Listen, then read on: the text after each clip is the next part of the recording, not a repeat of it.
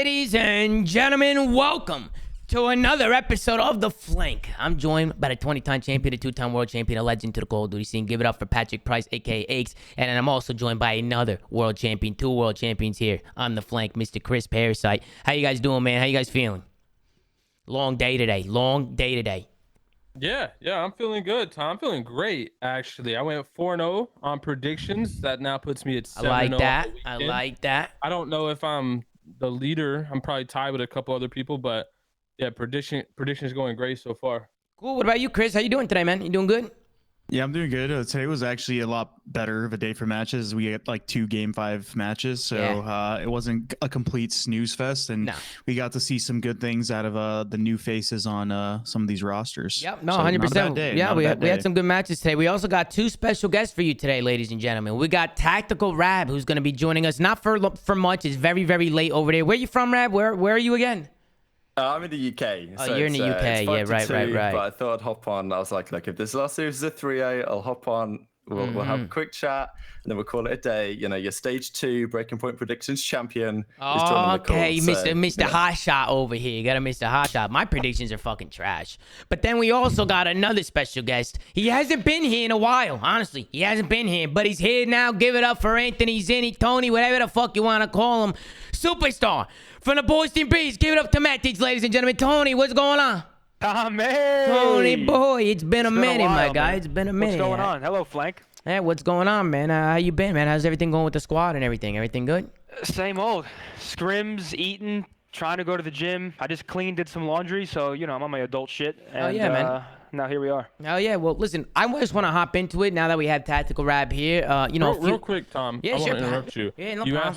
You asked Zin how it's going with the team. Right. And he failed to say anything about the team. So I'm assuming it's not going that well in the Boston camp. No, we're all right. We play tomorrow. We haven't played.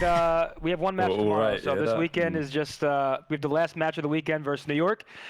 Just scrimming, dude. Don't worry about us, Pat. Take that fucking hat off, and I'll tell you how we're doing. I'm just making sure you weren't getting shit on over there. But listen, we gotta talk about this. All right, we gotta talk about this. Tactical Rab came in and dropped a little tweet on the TL. Matter of fact, he called you out specifically, Pat, and he said, looking forward to seeing Aches try to defend keeping General over Prolute. Now this new Optic 3-0'd the Florida team that 3-0'd them at the Pro-Am. Pat, you had a lot to say on Twitter. I'm not going to sit here and read all your tweets. I'm just going to let you defend yourself. And Tactical Rab, you're here. I will let everybody talk. Pat, you go first. Rab, I'll let you go second. You know what I'm saying? Go ahead. Before we get into this, Tom, I do want to highlight one thing that Rab did say in the beginning of his tweet, and I'm just gonna quote here. Looking forward to seeing Aches. Now, you know, we've seen a lot on Reddit, and I think that's the one thing that Rab, Reddit, Twitter, the chat all has in common is that every day, Tom, when we start the Flank up, they're looking forward to seeing me, looking forward to what I gotta say.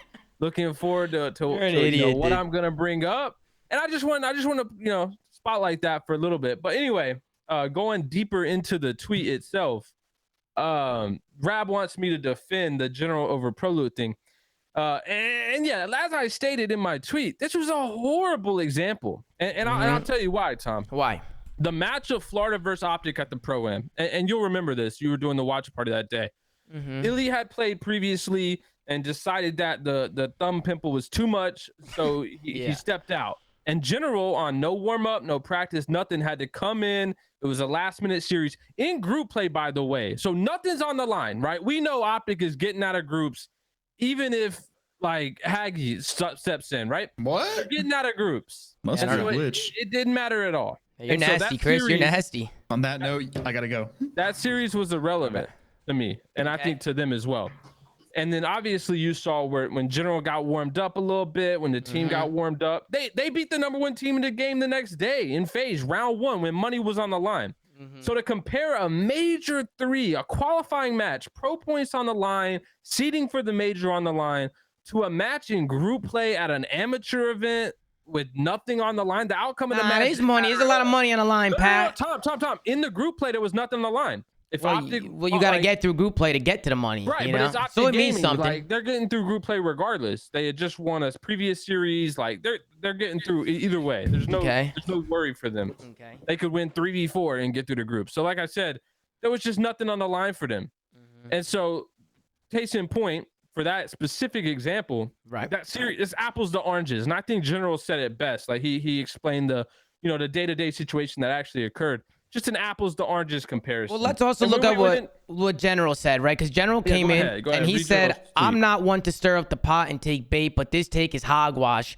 You compare both series as the circumstances leading up to it were the same. One series is rush/chaotic with no warm-up, while the other series had prep time and was controlled." Apples to oranges, just like Pat said. Rav, I'm going to let you hop in, man. What are your thoughts on all this? Because you were the one who started this whole fucking thing. I don't even know. This guy, Tactical Rav. Pat likes to talk, doesn't he? Oh, my God. I didn't think I was going to get Rav, I do love, Rav, that you tweeted something and didn't respond to anything else after that. You just let it all fly. Best way to do it. That's the best way to do it. Okay, go ahead, Rav. Go ahead. I got some brief points, I'm just going to make a few brief points. Okay. Firstly, I want to kind of say briefly to X's thing on the fact that the group play didn't matter. The idea they were getting out of the groups anyway. They weren't taking that series lightly as if they were going to lose it anyway. Like, they were 1-1 after that series. They had to beat Minnesota in a close series. They definitely weren't thinking, okay, the series doesn't matter. It's whatever. Like, the general situation, I will say, like, I didn't intend the tweet to kind of come across as discrediting what he did for the team. Right. I think I was simply suggesting what I think everyone sees and realizes, that Prolute is a much better fit for this squad. So it's not an indictment on General as a player. And of course, the circumstances of that series are very different after the first series with him, difficult times with Elite, to what we've seen the past couple of days. But the fact that they're undefeated, map counts now with Prolute, and the fact that even with General in bracket play, they were 1-5 in their respawns, shows to me that they're clearly a lot better with Prolute. So I think that's most people would agree on that front. The other final thing, fans, yes, yeah, okay, most Optic fans, you know how it is. I mean, I didn't need to reply to my tweet because I knew the Optic fans would have a back on that one. It's too easy. And that's the final thing I'll say is, in the tweet I kind of deliberately said looking forward to, because I knew that Aches would have some words in it, but I wanted to give credit to the show.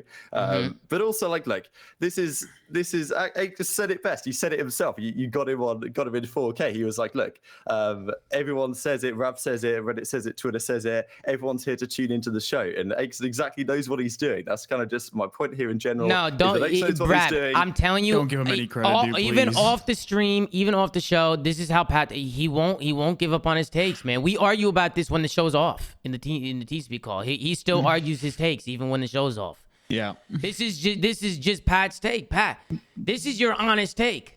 Wait, hold on, real quick. I mean, even if it is, but for sure, like, he knows what he's doing. That's all I'll say. He knows it's good for impressions, and he's been a master of it for years. Oh so my God. I give him his props, but you've got to say, you got to look at it how it is sometimes. And you think Pat's playing a game, Rab? You think he's playing a game? I think Pat's playing a game. He's playing games. He knows what he's doing. Everyone can see it. Pat, you playing games, Pat? What do you think?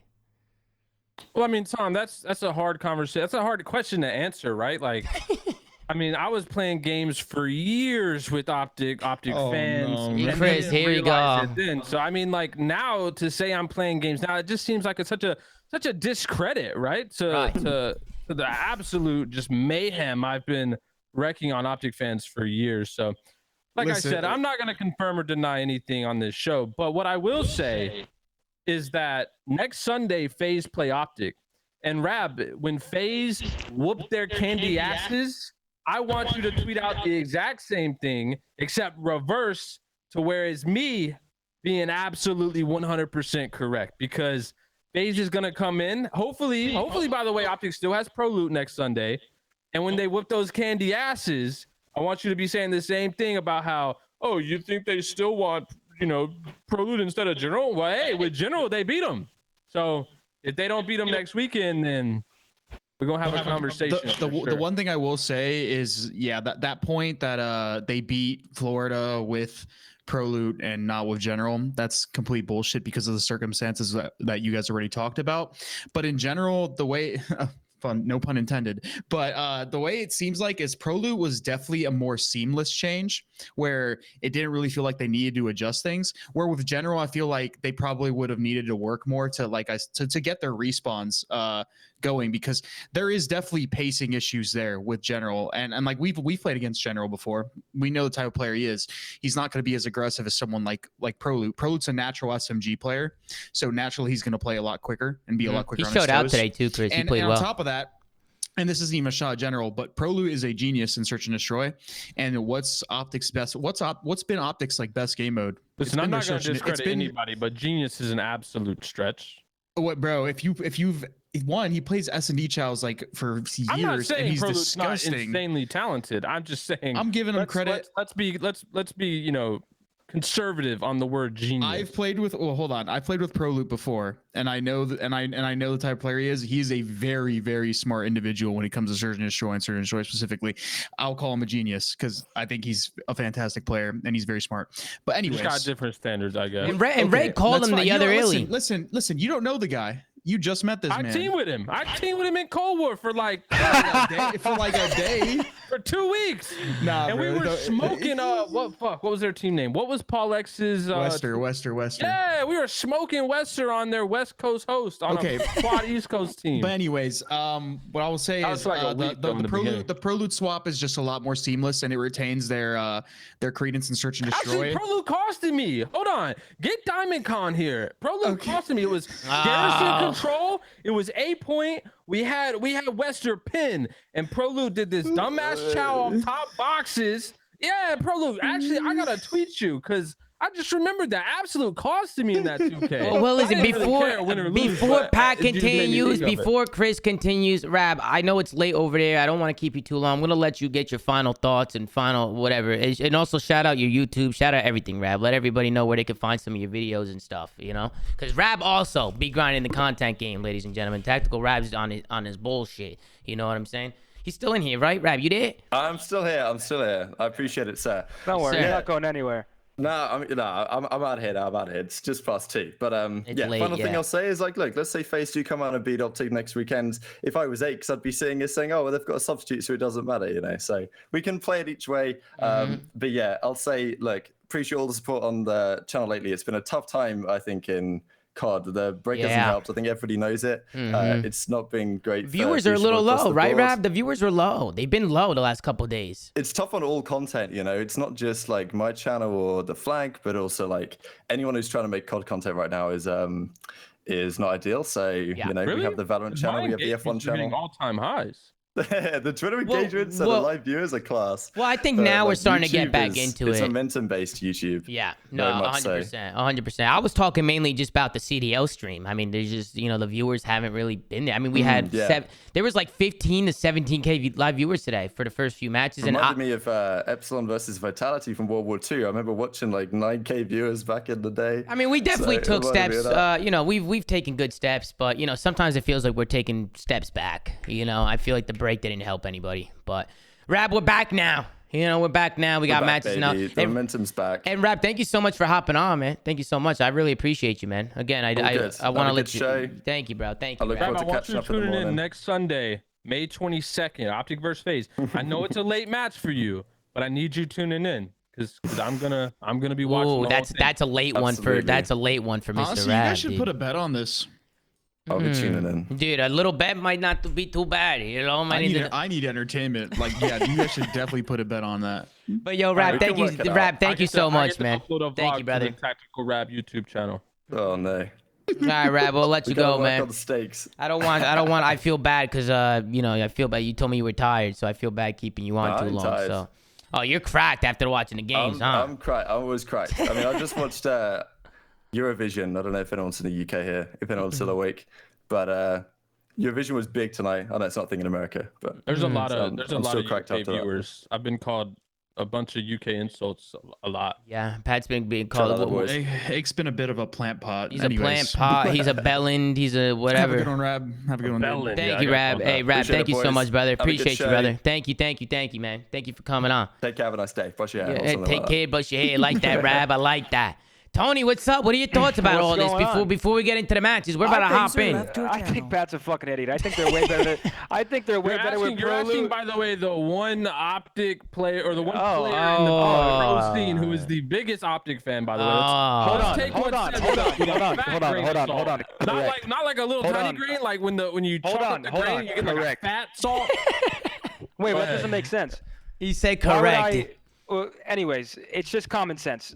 Prolute, natural sub / flex, general main AR. You already have arguably the best main AR in the world in Brandon. Why would you ever have another main next to him? It's really common sense. Did you say Dashy's arguably the best main AR? Yeah. Okay. So no confidence in yourself in that debate. No, I'm very. Listen, here's the way I think of it. I think I'm the best man AR in the world. But if I'm on the outside looking in, there we go. Delusional. Like, why are we listening to this guy? Okay, whatever. If I'm on the outside looking in, I'm better than Dashy. Why are we listening to this guy? Get him now. Let's hop in, bro. Anyways, Prolute's better than General for this roster. General did his thing, and General's a good player, but for this roster, General, Byron's better. Let's get Byron's been frying, by the way. We're gonna get to that because Optic played today. We're going to get to some of these matches and we're going to go through. But the first match of the day, we had Paris Legion going up against the London Royal Ravens. Gav Hardpoint, Berlin S&D, Berlin Control, Tuscan Hardpoint, Boat Cage S&D. London was able to scrap this series out through the 2, 3s, and 5s, man. They won the Control and the S&Ds. Pat, Chris, and Zinni, any thoughts on the fucking vetoes and shit? Real quick, sorry, I'm already cutting people off, man. No, you're good, Tony. You're From good. a player perspective, Paris has been frying. At least versus us, like they've been playing really well. I went with Paris today. That's who I went with. They let me down. I fully believe that Paris was going to win this series. Just so we're on the same page. London, this Harry kid's actually played fantastic today. I don't know anything about him at all besides today's performance. He played great today. He just got the gunny, dude. No, he does. He's got the gunny. He played incredible today. I don't know. I feel like he's really starting to get comfortable now. But go ahead, Chris. London Neslo'd Paris, man. Yep, they hit him with the Neslo. Yep. Which is I actually was kind of mind blown that happened. This is good. This is a good sign. This is a good dub for London because they desperately need this win right after the stuff they've been through. But by no means was this clean, and by no means is this still a good sign for them. It's nice that they got the dub, but this was a very, very scrappy series with one of the bottom teams. Yes, Paris has been improving, but this is still one of the bottom teams, right? Yeah. So I don't know. What do you think, Pat? This is a very sketchy series for them. What do you think, Pat? Before I got some things down I'm going to show, but before we get into that, I can't necessarily relate to you guys because I did predict this London win. I just felt like they were due. After so many how many losses they've had recently, I feel like they were finally due for a win, and getting one against Paris just seemed likely to me. But still, I mean, Paris, like I was thinking too when Paris plays other teams, like they kind of rely on a Neslo strategy almost. So to see them get Neslo'd is kind of surprising. Yeah. But I figured that London would come out on top in this series. Well, listen, let's go into the Astro listening or whatever it is. It's not Astro, but it's a listening. They don't do Astro listenings anymore, right? It's just straight up just listening. Yeah, Astro is unfortunately not a sponsor of CDL anymore, so it's just okay. I used to like saying Astro listening, but let's tune into the Paris Legion boys. Donnie, a little bit frustrated here in this listening. Let's tune in and hear the comms. After nasty then. Okay. After looking for zero and Harry. Top cliff. Stay boat. I'm one shot, John. Nasty and Afro all spawn. They can get out of cliff, John. Your one's behind us, right tower. Harry. Back right still cliff, yeah, they spawn in. He's back right barrels. Nasty's weak, one is still boat, one's top. Yeah, he's mid tank. Last one behind him still. Yo, he's at the mid door, by the way. Stay ring, bro. We're spawn. One's at the mid door. Middle. I hit him on hill with an nade. Naded two. One's ring already, F1. That's still back right barrel somewhere. That's one shot. Back right barrels, one shot. I'm gonna help him. I got him. We got it. It's a rotation here, bro. Rotate. That's the big one. Nice. We never killed Harry, bro. Yeah, he's low. P3 on me. Harry weak. Harry weak, P3. Each out. He's on a 3. He's stunned. Top bolt, right side bolt. Top P1 nasty, one shot. I one top right side bolt, spawn trapping. Nice, nasty was a bullet, top P1. Alright. I'm gonna shift him. Around with you. Hold on. I'm one shot. He's one shot. That's a good. Right, so what did you guys think about the listening? I felt like they seemed Donnie definitely seemed annoyed. I mean, I think Donnie was annoyed that they weren't listening to him because he was making calls and they was kind of going through one ear at the other. But what did you guys think? That was good. God damn it. You're good, Tony. You're fine. Yeah, no, I think from Donnie's perspective, that is more so like you feel like you should be winning by a lot more or like you should have a lot more control of the map. And I feel like that's where the frustration comes from. Not like they really aren't listening, but like Paris should have been in the driver's seat for majority of this game. I feel like that's where like the frustration really comes from. He's playing well. He has control of the map, and it's just like, how is this so close? Yeah. And honestly, it was pretty back and forth through the whole game. Chris, were you going to say something before I get into this? I was going to say that basically he was very frustrated. He basically wanted his teammates to wake up because, like Tony was saying, he just felt like they should be in a lot better position. And I mean, it ends up working for them. Paris end up turning up at, they start right to, here. get their, they start to turn up basically after the hill that they fumbled. And it ends up working out for them. So, I mean, a lot of people like to disagree. It's like, never do like that. Never be like that in a match. Right. Yeah. And I get it. It can affect some people differently, but especially if you know where Donnie is coming from and the type of person he is, like, he's not stupid. If something is going wrong, he's telling you for a reason. Right. Just listen to him and start and get your head out of your ass and get your head in the fucking game because it matched work for them. Let's also not forget it's happened before, right? When he got frustrated when his players were not playing well at all. I mean, I think back to that one series where Jimbo really had a bad series, that Tuscan hardpoint they played. He was like super upset in the listen. But I mean, I'm gonna say something, and I don't want to put words in Donnie's mouth by any means, but to me, it sounds like a player who's kind of like at a point where he's not checked out, but like mentally super frustrated. I think where his team's at, given how good he's been performing. I would say without Tom Gravity stepping up the way Tom Gravity stepped up, like I think it would be a lot worse. And Jimbo. You got to give credit to that guy. He's played a lot better. Jimbo's been playing. He's been playing really well. Yeah. He literally won. He literally won them this map. But anyways, continue. Yeah, from a series map standpoint, but from a series standpoint, he stepped up, but he's still like a 0.85 player. Like it's not like he's frying. He's definitely playing a lot better than he was before. He was legit costing. Now he's actually playing well enough to get them series wins. But I don't know. I think Donnie, to me personally, I think he just would be better off on another team. In an environment where he has a lot more confidence in his teammates and can consistently rely on them. And I think that's what's lacking right now. This is where the suckers. I just want to note this down. This is where kind of the Paris comeback kind of started. Not really comeback. It was a close game the whole way through, but just a really good setup on rotation here. I like how spread out they were. I feel like the most important thing is blocking the back and getting pushed up ring. I feel like that's like the most important thing on this P3 hill. And Paris, they spread out well and they started winning their fights, and they did a really good job just holding down all this time. London didn't even get close to this hill. And London kept trying to drop back and get that ring control, but it was just Jimbo and John who were just holding them off. So good plays. And then going into the next hill, Paris are actually able to get a break here. Bro, I actually feel like Tom, let me see if you think I'm right on this. I don't know if just from watching, it seems like London used to be really good at breaking, but now they're not as good at it. And yeah, it is also because teams are just better at holding setups. But it seems to me a lot of the time when I watch this team try to break now, they go in one by one a lot. I was telling no, London. Sorry, Ravens. Yeah, Ravens. Okay. I actually posted this in our DMs. I said, bro, after they lost this map, I was just like, dude, I don't know what the hell is good with London, but it just seems like Afros was just off somewhere going rogue, doing his thing, and then the rest of them are kind of just playing on islands. It just it doesn't make any. It doesn't look like they're ever together. Which is weird because they were such a good team at breaking hills in the beginning of the game. They were known for breaking hills. That's what they were known for. But that's not a consistent thing to. No, it's not. It's not. We talked about that yesterday. In the chat, Chris. So I think you're right, but he said we're working on it. Yeah, of course. See, I'm glad you actually said that because it was just super apparent to me. I'm like, bro, it doesn't seem like you guys are on the same page constantly anymore. So your breaks are a lot more scuffed, and obviously you don't want to rely on breaks, but it doesn't seem like you guys are even coming close to breaking some of these hills when you have opportunities to. But yeah, that's just what it seemed like. And also to touch on your point, Pat, I definitely feel that because I've always been a player that's been very vocal and emotional when I was playing. And when there was times where I felt like I was on a team that I was better than them, and I felt like I could be on a better roster, and I didn't get the opportunity I wanted. It's very hard to keep that composure and patience with your teammates. And eventually, sometimes, dude, it just seeps through. No matter how hard you try, and I know Donnie's definitely trying to keep that image because.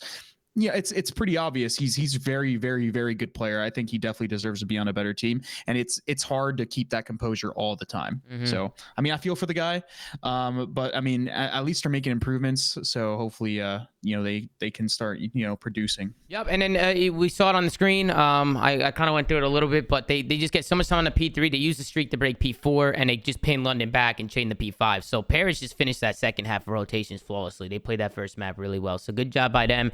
Then we can take a look at the final scoreboard. On the London side, everybody negative, everybody struggling, and on the Paris side, everybody positive. So Paris definitely outslaying Donnie with another great map, 24-17. Great plays by him, and then we get into the Berlin S&D.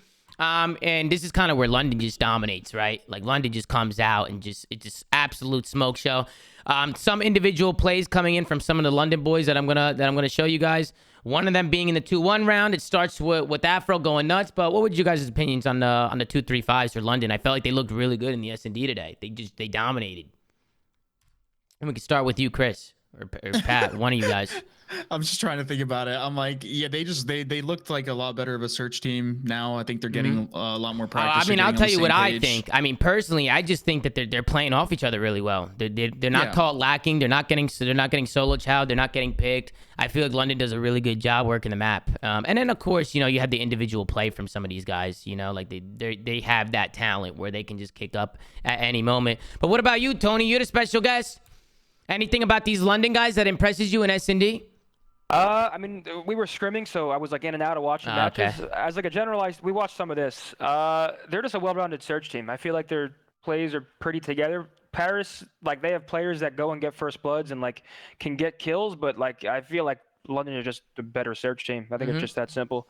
Yeah. Then Control, I thought Paris was going to win it. To be honest, like I didn't get the chance to watch the map, but looking at Paris and scrimming them recently, like I really thought they were going to win pretty much every single respawn. But yeah. And this was a good play. Afro was able to get the blood onto the B site. He gets the bomb down as well. And then after the fact, when the bomb's down, Afro just makes plays around B. And they just can't seem to contain him. They don't know where he's at. He's able to get the guy off the defuse. So just really good solo plays from Afro. He ends up finding 3 on this round. And that's going to put London up 3-1. And then I want you guys to take a look at this next round. Because I don't know what Paris was doing here. And I want to get your opinion, Pat. I want to get your opinion, Chris. But look at this strap from Paris, and you guys let me know if you guys think this was a faded play or not, because I'm not really too sure what they were thinking here. Okay, yeah, I'm trying to watch. Hold on. They win all the fights in the A bomb site right here. You can see them all right now in the mini map, right? It's a 3v2 situation. I guess they feel the presence coming in behind them, but instead of challenging the guy behind them or backing him off, they decide to push through A and just run through it after getting control of it. Trey's gonna get a kill and back up. And then Paris, instead of sticking together and going towards a bomb site, they split up. Tom goes back to A bomb where they were just getting pinched, and Donnie goes to the B bomb. And I'm like, what is their thought process here? Get the bomb down A, or get the bomb down A and just watch your flank. If there's a guy flanking, there's a guy in their spawn, and just play corners. They should have just pushed that guy out that they knew of behind them. Like, yeah, and if you're gonna push, why not just keep going? Why give up on it? You know? Or if you're gonna push forward, like cut through the steps and go to like fire or something. It's just a lot like more of a favorable like trade. If you're running in their spawn, he's like anywhere in those windows or anywhere in the back, like you're gonna get caught with your pants down. He's at least getting 1 or 2 of you. It was a faded play. But Pat, you think the best thing to do there is just to keep going? No. I think it's to back up and kill the guy behind you. Okay, right. Because when you do that, you eliminate. You know where the other guy's at, right? Like you don't have to worry about getting shot in your back if you push through. Like you can just that guy who's in their spawn is not just gonna rush forward. Like he's still gonna sit back and hold the same thing. Yeah. So I think the better situation is to always just back up. It's also the shortest route. Like that guy was closer to them than the guy camping in their spawn. Like just. I think they blacked out. Trade out. Oh, for sure. I think they blacked out a little bit. They lost full. And it was weird because I think Donnie blacked out. He used to call me out for blacking out time, and I did. I was blacking out. I definitely was. Well, he blacked out. He blacked out second though, right? Because he's the one who separated after the fact. But John also got picked first, and then they didn't even try to like trade that out. Yeah, I think if they're just gonna push, they might as well keep fucking going. And you know what I'm saying? They gave up on it, and then they didn't even talk after the fact when it was a 2v2 situation. They definitely lack comms. Bro, I swear this happens in search. You ever like this is like a setup thing, but you ever like get into like a scuff setup and like in like a super chaotic situation, and you just like the setup is scuffed, but you just pray it works. Yeah, like all that's the time. kind of like what happened. It's like they're like, yo, let's make this push. fuck, and then they just like kept going and just didn't speak because they were just so tunneled. Yeah, that definitely happened, bro. And then you see Afro making a play there. You see Paris getting faded on the next round. Then the 4-1 round. This is a 3v1, 10 seconds left, and Harry's able to clutch it up. Tony, what were your thoughts on this? Harry popped off. What was Paris looking at? I'd form a meat shield in front of my diffuser.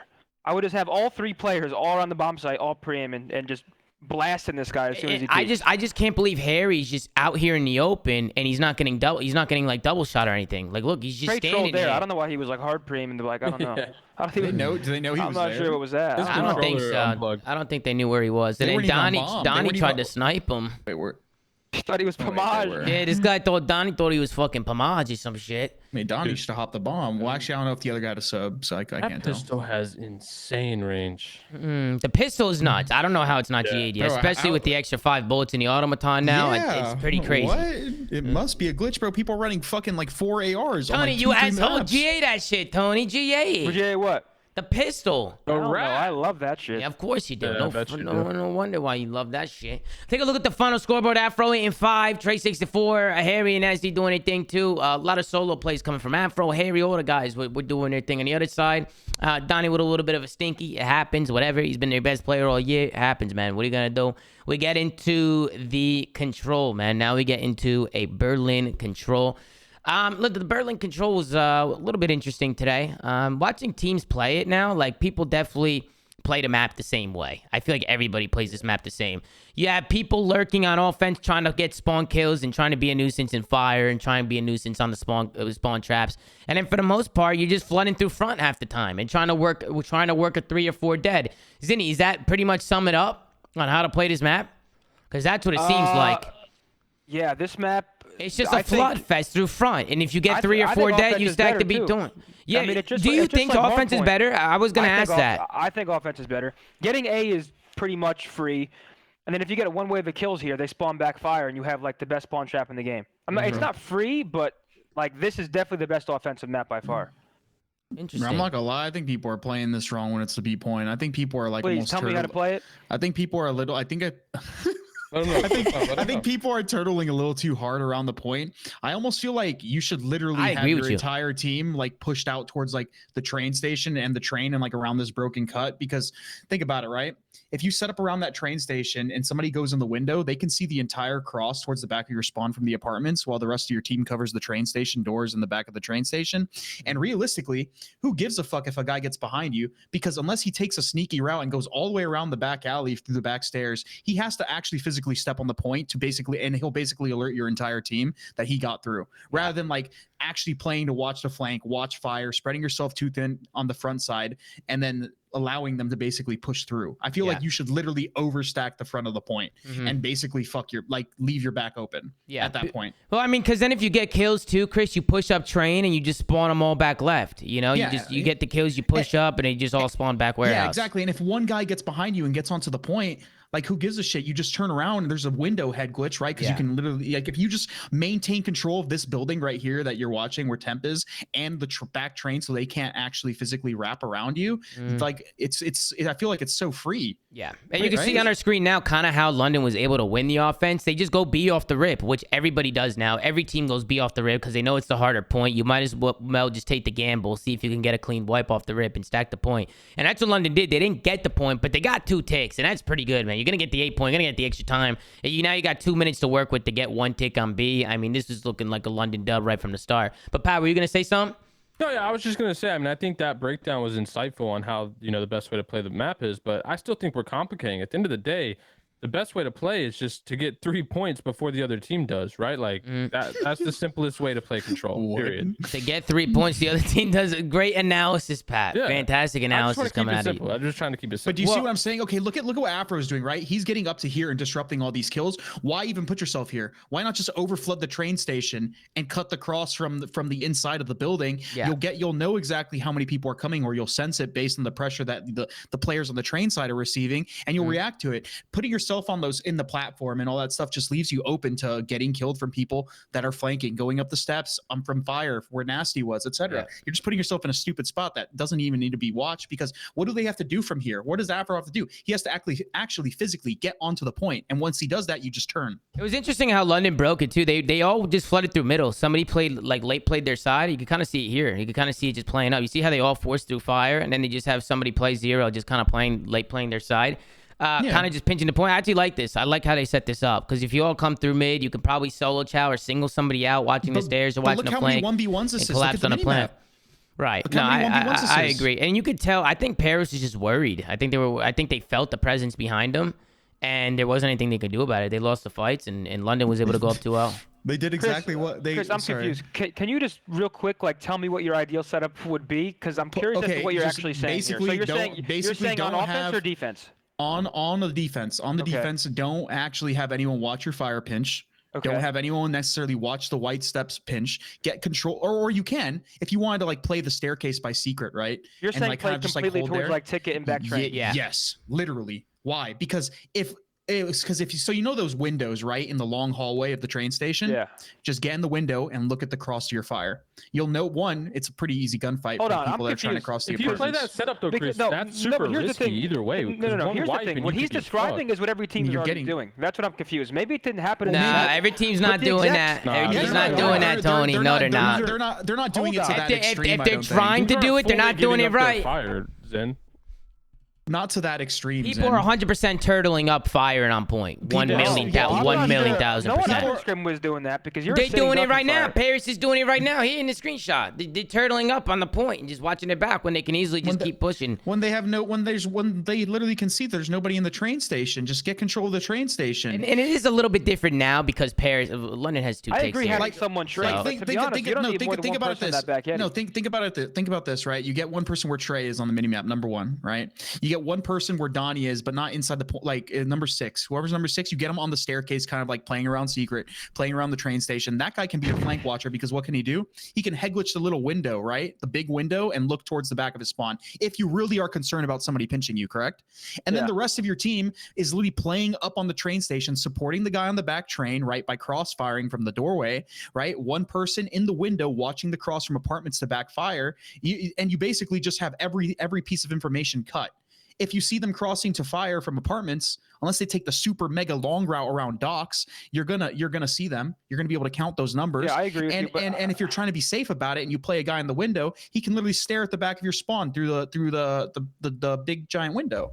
So I agree with what you're saying, right? Teams can definitely set up better, but my overall point is that if you break into this point on offense, the defense has a very slim chance of breaking you. Whereas on Tuscan and Gav, you can at least get naded. Oh no, I agree with you. Full wipe, you're fucked. If you get full wipe, you don't even have a chance to fight again. Which is honestly most maps, but at least at other maps you can spawn up and throw nades, which I would say Tuscan and Gav, you can at least retake B. Tony, I completely agree with you. I completely agree with you, but I'm saying people aren't necessarily putting themselves in the spots where they're getting broken a lot harder, and they're letting the teams almost pressure train station a little bit too easily. I feel like you can definitely allocate more players there to support each other, rather than just be like, all right, we got a guy on the back train head glitch, that's enough. No, it's not enough. I just think both points, comparing them to the other 2 maps, there's even on A, you can't really nade your opponents off. It's kind of you just got to throw a nade in there and hope it hits them. Whereas on Gav, you actually have nade spots. Tuscan, you have at least maybe not nade spots, but you throw where your nade is going. This map, offense is just there's so many corners and ways to dodge nades that once you actually break in, a nade without getting shot. Oh, dude, you should see me. I'm the jiggle I have to throw the nade from fire to P1. Paris was able to drop back. It started with Tom Gravity and Jimbo. Tom got really aggressive over on that B point, just popped a couple kills. Jimbo popped some kills, and they're able to stack the point. And then London does it right back. 3 offenses in a row on this map. And Chris, you were the one saying that, or no, Zinni, you said it right. That you think offense is better, or was that Chris? Somebody said that. Zen did, but I think we're all coming to the agreement that offense is definitely better. Yeah, at first when the map first started being played, I thought this B point was super hard to get. And then after watching it being played and seeing how teams are playing it and seeing how teams can just stack the point after a 4 dead real quick, the spawn is just too deep and you can't really get nades in there. There's just so many corners and so many different places to check too when you're trying to break it. The one good thing about defense in this map is if you make kills, they spawn deep every single time. Yeah, back left. Like as soon as they get A, they spawn that back warehouse. Like they don't really spawn close B at all once they capture A. That's the one positive of defense is like if you can get kills, they are push pretty far back. Yep, and then we could kind of see how London was able to do it. I mean, they're spreading the map here. You see Trey going all the way around, and this is what I was talking about. Players like to get annoying here and just get into fire, work docks, and try and just work spawn kills. You could kind of drain lives and just be annoying. That's why I'm saying, what the fuck is the point of being there? Exactly. There is no point. The only time it gets tricky though, Chris, is if London's finding kills and they pin you back there, and you have no choice but to fight it. You know, and that's if you spawn there, obviously. But I'm talking about like you should be over flooding a point on the map where like your kills almost are like not going like going untrade. Like you're trading every one of those kills. Where like if they do flood around the back, not only would you potentially see it, but you'd sense it because you'd have so much pressure on the train side of the map that you'd be like, okay, no one is fucking here. They're clearly flanking. Let me allocate the set amount of players to that part of the map so that way I can actually counter the pressure. Instead, you spread yourself too thin. Your lack of information creates a sort of uncertainty, right? Where you're not entirely sure how many men are pushing at certain spots on the map. And then you create a situation where they isolate you. And then they spawn trap you in your spawn. Yeah. And then that's when you're getting in those situations. There's no point in spreading yourself thin. Just stack. And then you can see Paris at this last round trying to flood the point. Couldn't do anything about it. London do a good job. It started with Afro just getting a kill on the outskirts and just buying some time for his team to get there. Good plays coming out of London. We'll take a look at the final scoreboard real quick, see who was popping off, who wasn't. On a London side, again, it was Harry. He was having a great day today, man. It's always nice seeing rookies step up to the plate and do what they can do. Afro playing well as well. And, you know, Trey and Nasty doing their thing. Afro made the getting shit on, bro.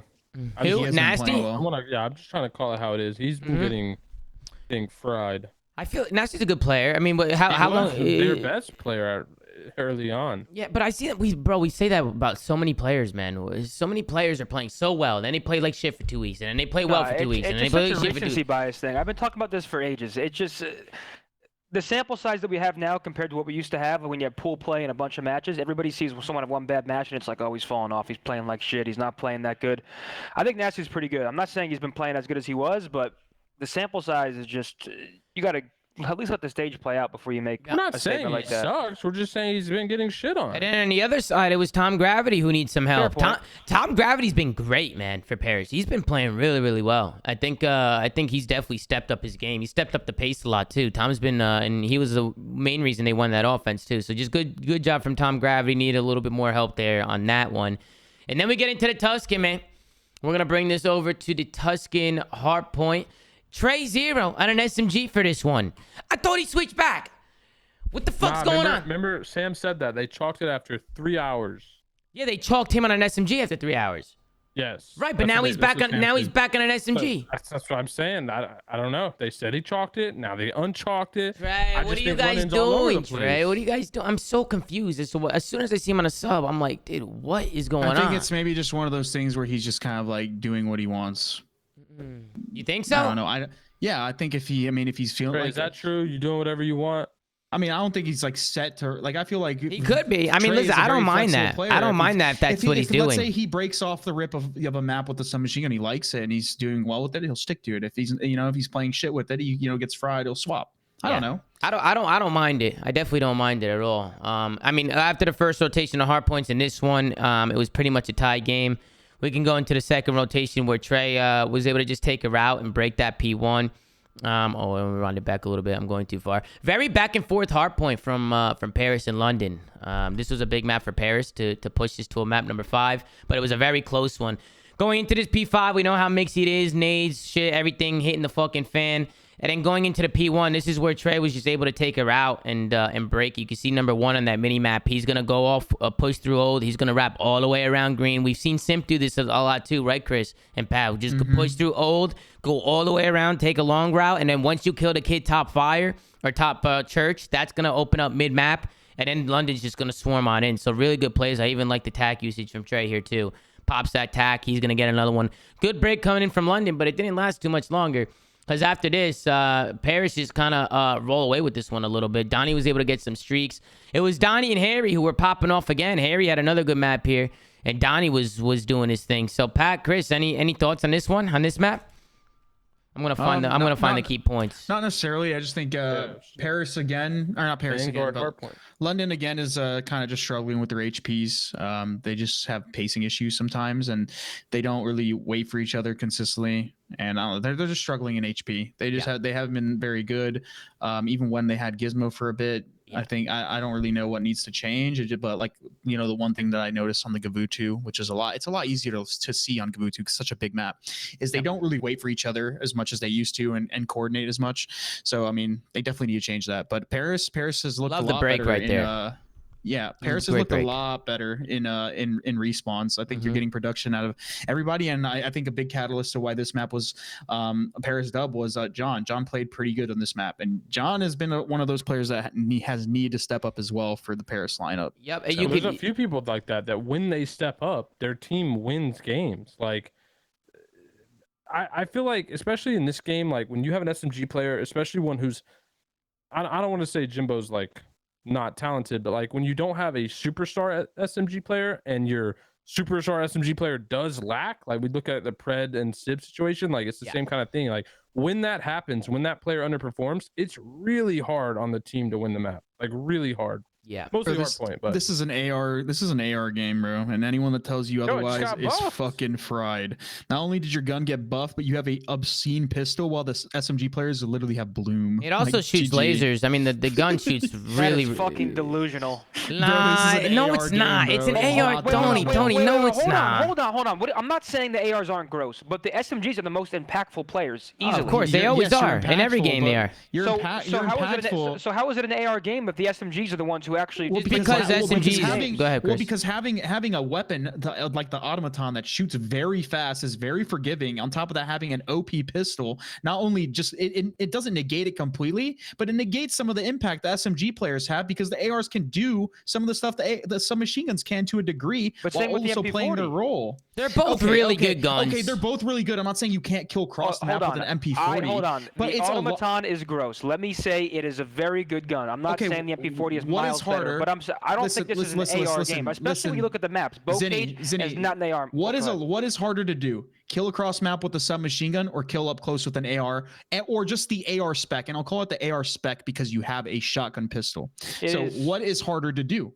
It is harder to shoot across the map with an SMG as it should be. Okay. It's actually not, Dozen. I just wanted to bring this up really quick because it's actually not. It used to be in previous CODs pre-Modern Warfare 2019, but SMGs now have the same aim assist range that ARs do. But go ahead, Chris.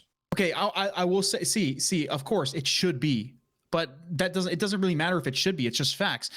ARs need checks and balances too, right? You shoot fast, you have no recoil, and you get a pistol that's absurdly easy to use up close, right? That as we've seen, right, can kill as fast as a submachine gun. Bro, did you watch Insight today? Did you watch the kills he got on like Pred up close? Like, I'm not saying that's not, completely because of his skill or because Pred got shit on. I'm just saying it's definitely easier to run an AR, and it's more like having an OPAR or having like a really good pistol just nullifies some of the efforts of submachine guns. That's all I'm saying. I'm not saying that one isn't as impactful. Being the submachine gun obviously is more impactful, but being able to do more as an AR just like gets rid of some of the impact. I don't necessarily disagree with what you're saying, but it weighs it, in a different scale. I don't think you're like saying it in the best way, because I think my SMG players going off compared to me going off, we're probably doing better than my SMGs are going off. Like it's a more impactful gun and play style in the sense that the things they can do and like maneuver and the way they move. If my SMG is going off compared to me going off, I'm posted up getting kills, spawn trapping. If my SMG's in your face 3, it's a team game at the end of the day.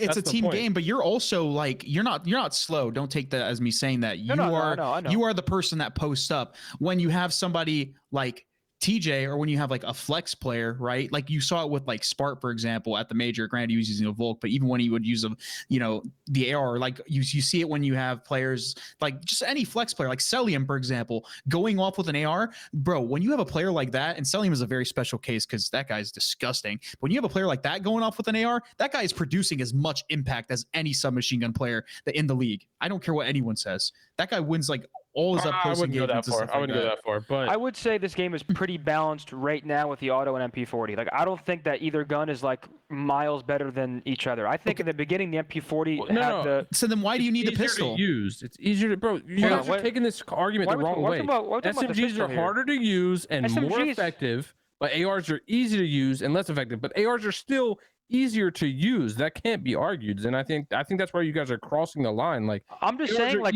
no argument isn't even about that. It's about the pistol, bro. Okay, but just so we're on the same page. You weren't talking about the pistol. You were let me talk about I'm talking about the AR spec. One at a time. Go ahead, Zinni. One at a time. Zinni, you got it. Go on. Boom. When a gun goes, right, when an infamous GA happens and the community goes nuts, it's because the players bring it up. No players have brought up GAing the pistol. So because they all use it. GAs happen because some players use a gun and others don't, and the people who don't use it don't like that other players are using it. Every player in the league is using the same pistol, so it's not going to be brought up because it's not a point of controversy. Everyone's using it. So I don't understand but the point. But it's still broken. That doesn't change the fact that the gun is fundamentally OP as fuck. Like, okay, for example, the Automaton, one of its weaknesses was the ammo capacity, right? One of the SMG's weaknesses was that it like was harder to shoot long range. Why does the AR get a buff, right? And the submachine gun doesn't get shit when the AR is clearly fucking better. I know it's less impactful, but the AR is clearly better. And on top of that, you get a shotgun pistol. The MP40. So basically what I'm saying is the AR spec gets a tool to help kill up close, right? When the SMG doesn't even have a tool to help kill at long range. I'm not saying it should. If the SMG got buffed, there'd be 4 of them on the map. But SMGs aren't supposed to kill long range, and pistols are supposed to kill close range. That's what I don't understand. Like, I don't understand the argument here. The pistol kills way. The pistol. The pistol doesn't kill. Bro, the pistol, you can cross map with the pistol. You can. Well, obviously, the more talented players. What? Are you watching the game? Hold on. No one. I have not seen people. Okay. Hold on. If someone's weak, taps across the map. I'm being a little dramatic I'm being a little dramatic, Tony, with the cross map. I'm just saying, from a pretty good range. You pistol whip them, that's different. But no one's getting full on kills with a pistol across the map. Okay, I dragged it a little bit. Bro, I've seen. We're gonna agree. Make a montage. We're gonna agree to disagree here because this isn't gonna go anywhere. Remember the Gavutu one where Illy like got a two or three piece and he ripped somebody off the tank heady? You guys remember that? People, but bro, on the same page. I'm like impartial. I don't give a single fuck if that pistol's in or out. Just so we're on the same page. I'm just genuinely curious. Like I'm pretty sure there's another one that's equally as good. Bro, I remember Illy clutching up with the pistol on Berlin S&D. Remember when the bomb was down and he did some crazy shit? Or was that Brucey? One of them. It was other Brucey. No, that was Illy, but he got a melee in that too. I think I know what you're talking about. I just feel like now, especially with the automaton having 30 bullets, get rid of the pistol. Get rid of it. You don't need it. Or give the F8 stabilizer to the SMG players. Oh, I don't know about that. I don't know about that, dude. Hold on. If they get the FA stabilizer, that might be too much. That might be too much. Nah, it does. No, it does, dude. It does. Nah, we need the fucking exclusive A stats on the F8 stabilizer. I think it's pretty good. I will say there's a skill gap with the I think it's already out there. Go ahead, Zinni. Go ahead. Trey just typed in the chat. He was like, the pistol is good, but you have to be good with it. Yeah, you do have to be good with it. You do. I'll agree with that. I will. It's like there is a skill gap, whereas mostly there are talking about pros here, though. Like the FG42 and the bar, but like the pistol, there are players who are really good with it and players who suck with it. I do not believe there are players in No, there are, dude. Trust me. Motherfuckers been playing COD for freaking 13 years and can't shoot a pistol, bro. I'm out. Cap. Yeah. What's going on here? All right. I definitely think, though, just to sum up this whole conversation, I do agree with Zinni that it is a pretty good balance between subs and ARs. The only thing I don't really like, to be honest, is the pistol. I feel like the pistol's super cheesy. Very cheesy. Tommy, I agree with you. You guys have been missing the word. I mean, no, Chris, I agree. I always say spec, and spec is like an MMO term where it's like you have different specs of different like classes, right? The reason I say spec is because ARs get a shotgun SMG, right? When some machine gun players, So AR players get a tool in their kit that helps them win gunfights up close, the pistol. Right. Some machine guns don't get a tool in their kit that helps them, you win more gunfights at range. I'm not saying they necessarily should, but one class gets aid in some sort of a sense, and the other class doesn't get shit. Wait, let's not get it that twisted either. The automaton is good up close too. Yeah, Chris, you're acting like the SMGs don't also get the pistol. No, but there's no listen, bro. You're not listening. I said one class gets something that aids it in his weakness. The other class doesn't get something that aids it in its weakness. Bro, it gets not. It just what do you think the auto's weakness is? And don't say close range, Chris. What? It's not weak. Okay, I think you're missing. Bro, who cares? You're missing the fucking point. I'm not, because you're saying the AR spec, but subs are getting the same secondary. So then even worse.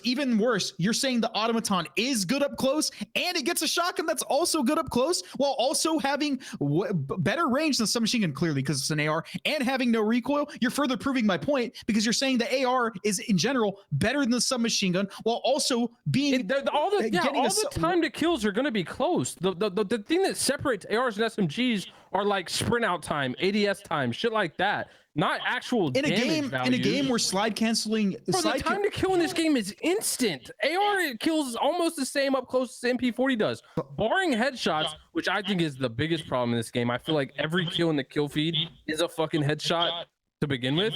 But barring headshots, Chris, these guns kill roughly the same. It's just the fact that their mobilities are different. That's what separates them. Okay, let me say something real quick, too. Let me say something. Everybody in the chat saying, move on, that. Chat, we have all day. Well, what's the rush? We have the whole show. We're not rushing it. Let them debate, man. Let them debate. This any further. I give up. Well, okay. Chris gives up. Now we're moving on. We go into the boat cage S&D. We go into the boat cage S&D, and London dominates again. I don't know what was going on with Paris. I don't know what was going on with them in Search, but they just looked out of it, man. Out of it in the S&D. I also wanted to know, we were in a conversation, but the last map, Donnie went on a little bit of a 10 spree to get a streak and break that last P1 and ultimately won Paris the map. So now we're here in a map number 5, but this was just, I don't even know what to call this. It seemed to me that London was just running all over him. Seemed like he was running all over him, and it seemed like Paris. Tom almost, I do want to note this round. I thought Tom could have this 1v4 here. I thought he could do this here. I didn't like the way he played. Granted, he was in a 1v4 and got it down to a 1v1. I just didn't really like how he played the 1v1 here. I feel like with 27 seconds left, he caught Nasty slipping here. He caught Nasty running away. I thought he was going to try and get the bomb down, like try and make a play for the bomb.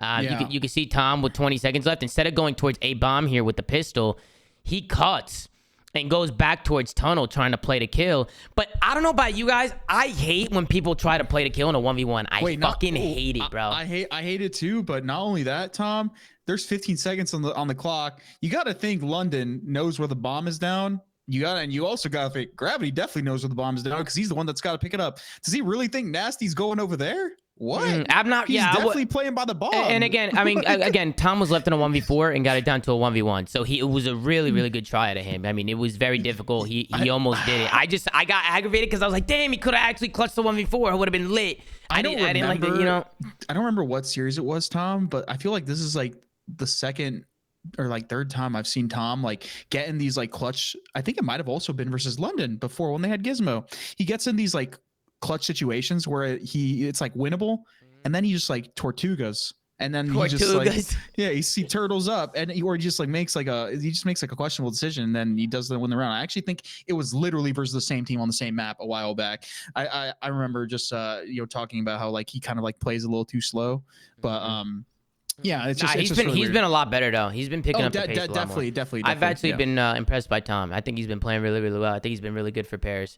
But let's take a look at the next series, man. Let's hop into the next one. We got Seattle Surge going up against Toronto Ultra. This is tough. Why is this so? What's wrong, Tony? What's the problem? Mac just had one of those maps, man. One of those maps that will probably never ever happen again, and it's just one of those maps. Yeah, we'll take a look at it. We got Gav Hardpoint, Desert Siege S&D, Berlin Control, Tuscan Hardpoint, Tuscan S&D.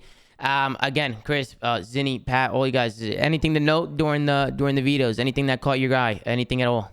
I wanted to note that a couple days ago, Mr. Mac Meltz tweeted that Ja Morant was looking like him out there. But I ain't ever seen John say that? Morant Did he shoot tweet 8 that? for Did he 40. tweet that? Come on, man. Listen, Mac is He's a good player. He struggled. Yeah, he's gross. He had a bad map today. Mac is actually gross, and he's consistent Right, as he's fuck. gross. I And he said had like that. one really, really bad map that happens to most players at some point.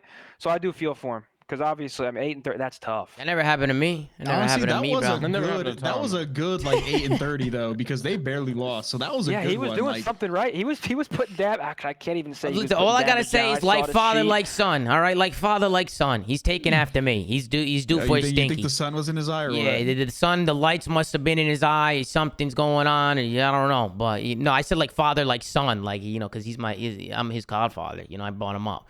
And he was due for a stinky sometime during his career. Hopefully, no more stinkies after that one. Isn't Seattle the team that like plays in front of the all glass windows in their apartment, like that apartment setup? Is that Seattle or LAG? I think both maybe do the same thing. Okay, I maybe could be Sun wrong. was setting in Dallas. I could be Never wrong. mind. I'm gonna get Velly in here right now. We're gonna get Velly a little special guest. I'm gonna DM him the info. Let's tune into the Toronto Ultra listening, and I think they also bounced to the Seattle Surge listening as well. So let's tune in and see how they're coming. I'm watching their side, bro. One's their side. I'm near the tree. Lamar's still in the tree, bro. There's two. Yeah. I gotta stop Kills you, trying to say like. Nice, Jamie. Nice. Nate, there's Second. Could be low, could be low. Try stack. What's it close? Sib is in left side of that. Nice. Holding that P5, P5. One shot. P5. Right, okay. I'll get to your time. Get nades. Where's this guy? He was front green. Give me front green. One's gonna push out close. Top green, Yeah. Nice, good shot. Oh yeah, on the P3 boat, Lamar. Or One down mid, low, there's not only sure. two. No, yeah, he's down low, down low Mid-tank, beach. mid- Down low right, mid-tank, that's somewhere. There we time. Hey, he's down low right, down low right. P4 that. Still down low. Lamar, Nice, good shit. I'm in. close to enough. Hey, Where's this guy? our heady close. One time S1. He's in China. Heady. Weak. Yeah. Max close left. Yeah. I'll get a ring. One more in time. Pick up, That's one. Lamar. Nice one. Yep. Drag across the. Is it oil me? Oil, yeah. You kill me oil. Dead. Nice, good shit, good Lamar, shit. me. No, Sun over Jamie. Nice, Nice, good good shit. shit. There's some Jamie close. They might Some come again up as well. Could be a Yeah, little bit low. yeah, it could be mid-tank, could be Actually, mid-tank. top cliff. I've got top cliff, I'm on ramp. Give him mid-tank. Low me, one shot. Trying to come over, bro. Ready to go? One's low, still. Should be low. Kill this guy low. Good comms from Seattle or Toronto, excuse me. Now let's tune in to the Seattle Surge and see how they were calming. I can shoot the tank, so heard you. I'm waiting. Last guy. I'm starting on short. I'm trying short. Any one time. One time, grab me. We can chain these tools. I'm looking for. I have short. Okay, I'm looking at our pings. He's in ring for I sure. don't have it. He's not peeking. One shot outside. One shot in ring. Ring dead. Outside time. Big win. Stay left. I was short guy coming. He's running time. Nate to behind the rock. You might push the ring. I need it over. We'll have an out chance. All right, so good comms coming from both teams. I feel like I like Ultra's comms, man. Somebody said Kleenex ASMR. Maybe made me chuckle a little bit I because always love their comms, yeah, man. they do calm like that. They do have that ASMR feel. When to a them. viewer can tell what's going on and like have that map awareness, they don't like I don't have to look at the mini map and watch like Toronto play and like listen to their comms, and I can know exactly where everybody is and like what's going on. Yeah. You watch other teams, all you hear is rada, and that to a viewer is not pleasing. And I can only imagine to some players, it's probably not pleasing at all either. So Bro, I used to say it. They sounded like an American team the first time I heard them in a listening in this game. Like, yeah, they did a little bit. They did. Like their comms were just crystal clear to me. And I think I wanted to get your opinions here, Pat and Chris and Zinni. I want to get your opinions here on this. Do you think Toronto should play through old here and try and play for the rest of this 20, or do you like the play to get out here and not get trapped and try and play for next? Because it got a little sketchy here. Instead of trying to play for old, which I think they could have easily got that old time. People are going to be rotating, people are going to be taking rounds. You got to get out. You think getting out is the better play? Because getting out almost costed him, Tony. Almost costed him. No, but that spawn trap is just too crazy. If they go down 4 down once more, like Seattle can literally keep them trapped back there for the next hill too. That's just not even worth. Like you have to go flip the spawn. They want that first cut spawn. They don't want to keep spawning back there. What do you think, I think Pat? it's hindsight. I think given what we know on the mini map, they should have hit the scrap time. But if they didn't know that everyone wasn't there, like that we knew, then I think they made the right play. Like if Seattle had more than one person there, for sure, right play. But because they only had one, that was like free scrap for them. But Seattle was also 50-50. Seattle was also concerned that they had spawned ring, like that you saw them all turn. So it got a little scary, and then Seattle was able to get into this point. Couple nades are coming. It was very mixy, but Ultra were able to get in and secure this last 9 seconds. Velly, is that you? Yo, my mic just connected. What's good? What's up, Velly? How you doing, man? I'm doing good. You know, we had some good Call of Duty today. Some confusing man. Call of Duty today. Yeah, a little bit. Well, somewhat confusing. Somewhat confusing. No, it's very confusing. Yo, I got a question for all of you. Yeah, right sure. Hit us with it, man. Welcome to the show. This is Velly's first time on the show, ladies and gentlemen. Let's get a Welly in the chat, man. First time. Your chat is fucking hilarious. Yeah, they're nuts. They're fucking crazy, man. They're nuts. They're wild. Yo, for anybody out there that love Call of Duty, all 7,700 of y'all, that's 7,700 of y'all. My question is, how could anybody watch Seattle Surge be this fucking good, but can't fucking live up to their potential, man? Well, you're gonna get Pat riled up with this one. I can answer that too. They are the most confusing. Few words for you. They're so good. Why are they the most winning confusing team. championships? They are the most confusing team in the league. How come motherfuckers just pull up? How come motherfuckers just pull up and beat Optic and FaZe like it's just another fucking Monday? Yeah, that is weird though. That is weird. They will lose to the Minnesota Rokkr and everybody else. Like, what? You know what I think it is? They turn up against the good teams, Velly. They turn, which is weird. I know teams that are like that. Get the emotes going, chat, because y'all know. Yeah, they already got the blow it up emotes going, man. But I definitely think that Seattle's one of those teams that kick up to their comp. Bullshit, man. Pat, what do you think about that, man? You think Seattle still need to blow it up or what? I just think they're wildly inconsistent. They have been the whole time. They rely on every player playing well to get wins. And I think, granted, I think when they play the good teams, they rise to the occasion. You know, mostly all of them rise to the occasion when they play better teams. But I just think they're so wildly inconsistent that, like you said, when they're playing the bottom teams, like they just, I don't know what clicks or I guess doesn't click in this example, but they just don't show up. And some of them throw up absolute stinker stat lines.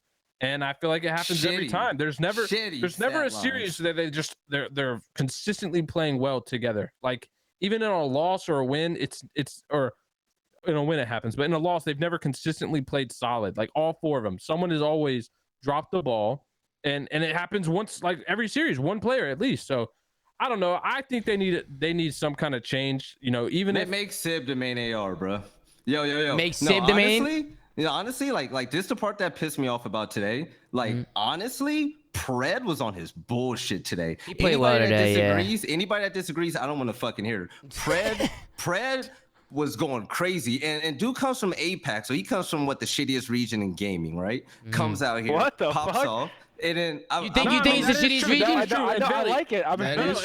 Velly, keep this in mind. Yo, Velly's got good energy right now. I like this shit. And Scump count a tournament win in Australia with 3 teams. Just keep that in mind, Velly. But go ahead with your point about the shittiest region. Hey, I like you because how you are against Optic, but I don't like you because y'all beat the shit out of Farico. But hey, check this out though. That's crazy. Pred had the best. Hey, yo, Pred had some of the most amazing games. He had games that you would see motherfuckers on FaZe would have. He was disrupting every rotation. He was on motherfuckers' heads. And they still can't get wins. Yeah, they still didn't win. Which, Pat, you were the one that said that when Pred and Dante are going off, they win. And they went off today and they didn't win. I mean, Tom, but Mac struggled today. That Mac was gonna take their spot and throw up an 8 and 40. Yeah, I mean, Mac had a rough one. We'll tune in. I just want to talk about this map a little bit. Seattle had a good retake on the B bomb site, or on the B bomb site in the 3-3 round. They go up 4-3.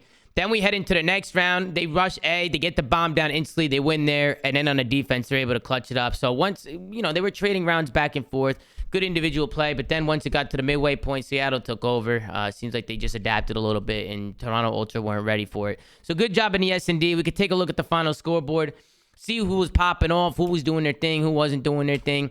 We got an 8 and 6 from Cammy. Wasn't enough. On the other side, Lamar popping off 9 and 6. We know Lamar's the leader for his team.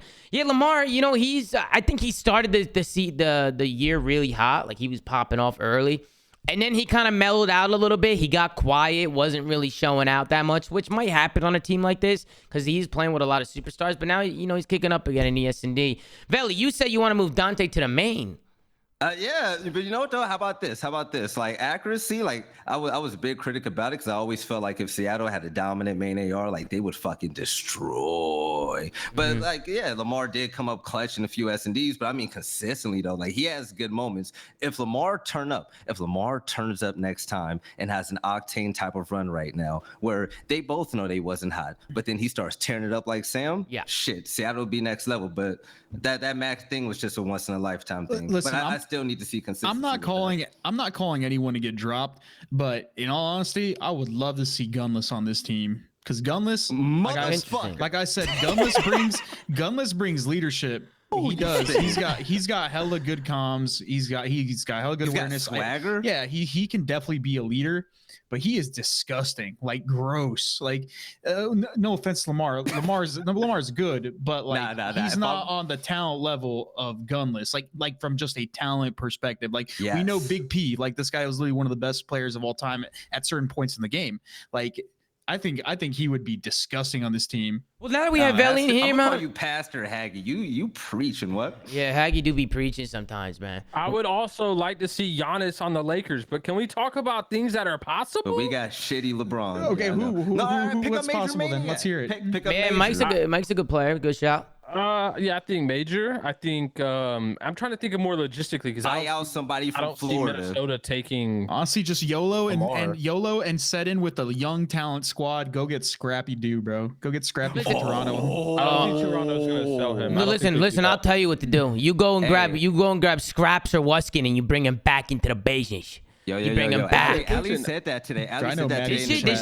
She was like, imagine Scrappy on this squad. I looked at her like my right nipple got hard. Can you imagine like Scrappy on that roster? No, I was talking Scraps, like Brad and Mr. Brad and Mr. Matty. You know, Matty Marshall. Some guys that didn't get a spot in the league that probably. Where Scraps was in chat, I think earlier. Bro. He was. He saw him. No, I saw him in the chat. I saw him in the chat. Where is he? Bro? Nah, he's still. Those guys still got it, man. People forget, bro. People forget about how talented some players were in this league, and now they're not in here anymore because there wasn't enough spots. You know, we need expansion, man. We need expansion. Rises up to the occasion. And Call of Duty, what y'all do, y'all be holding on to the history too much. Like now, there's a whole bunch of new blood that be killing it, man. Yeah, there is a lot of new blood. That's what happens when they got 5 times the amount of aim assists. Velly, now that you're in here, Velly, now that you're in here, and Tony, I want you to unmute because I want to get your opinion because you're a player. What do you guys think about this Tommy gun? Is this survivable? I used it and I didn't like it. I thought it was only good at super close range. I thought the MP40 was the better gun for sure. It's good for like a P5 on Tuscan type build, but like it's not like you can't really run on like an entire map. Yeah. You also can't like run and gun with it as much as it's an SMG. It's got like a slow ass pull up time. Yeah, if you're posted up like staring at a doorway, it's pretty good. But... You're posted up or you're TP walking. But if you're posted up or TP walking in this game with a sub, then you're already not if you're in the hill with a shotgun. If you're TP walking. And then I just wanted to note Seattle. I just like the routes they were taking on their offenses. They just kept flooding through fire and having people take long routes and sending people on the pinch. And then, like Velly said, Pred, he was just having an absolute day, bro. 21-9. He was just constantly running out on fire. You know what it reminded me of? In the beginning of the year, you guys remember Pred on Gavin 2 Control constantly booking it to the spawn? BZ Jr. Yeah, he's like a BZ Jr. out here making plays, running at people. You was thinking of BZ too? Yeah, he's a fucking... He's one of those guys, Velly, that he always keeps that gas pedal down. You know what I'm saying? He keeps on pushing. He's like a bull. He's like a bull. There was a certain point in this game, and I think it was the round that they ended up closing out to win the series or to win the map, where I literally tweeted, I was like, I'm going to puke if they lose this map, because Pred did some demon time shit, right, where he spawn trapped a couple players. I think you'll see it in the round where they win, and they get Sib and Lamar, and these are both their AR players, set up on the point, and all they have to do is watch one fucking lane, one doorway. They just have to watch the plat, and they'll cap the point. Yeah. And somehow Lamar gets picked, Sib gets left alone, and they end up re-breaking. And then that's when I thought, I was like, oh no, they might lose this, because at that point Toronto gets control of the trains, but they end up fumbling it and they end up clutching up. But you'll see it towards the end when Pred gets in there. But dude, he was playing lights out on this map, and I was sick to my stomach. Like, actually, when I saw them lose the series in the fashion that they did, especially with all the clutches Insight was getting, bro, I actually had to like sit up because I was laying in bed watching the matches on my TV. I had to sit up. You were panicking. You were stressing. Bro, I actually felt physically sick watching the route. Look at this. Yeah, look what he's doing. Right? Look at what he's doing, Look at what he does. It's insane. Look how he gets his teammates on point, and then look at what happens. How cocky is it? He turned around like that. Like, motherfucker, you ain't worth my fucking You have time. 2 ARs here. Just fucking L trigger. What the fuck?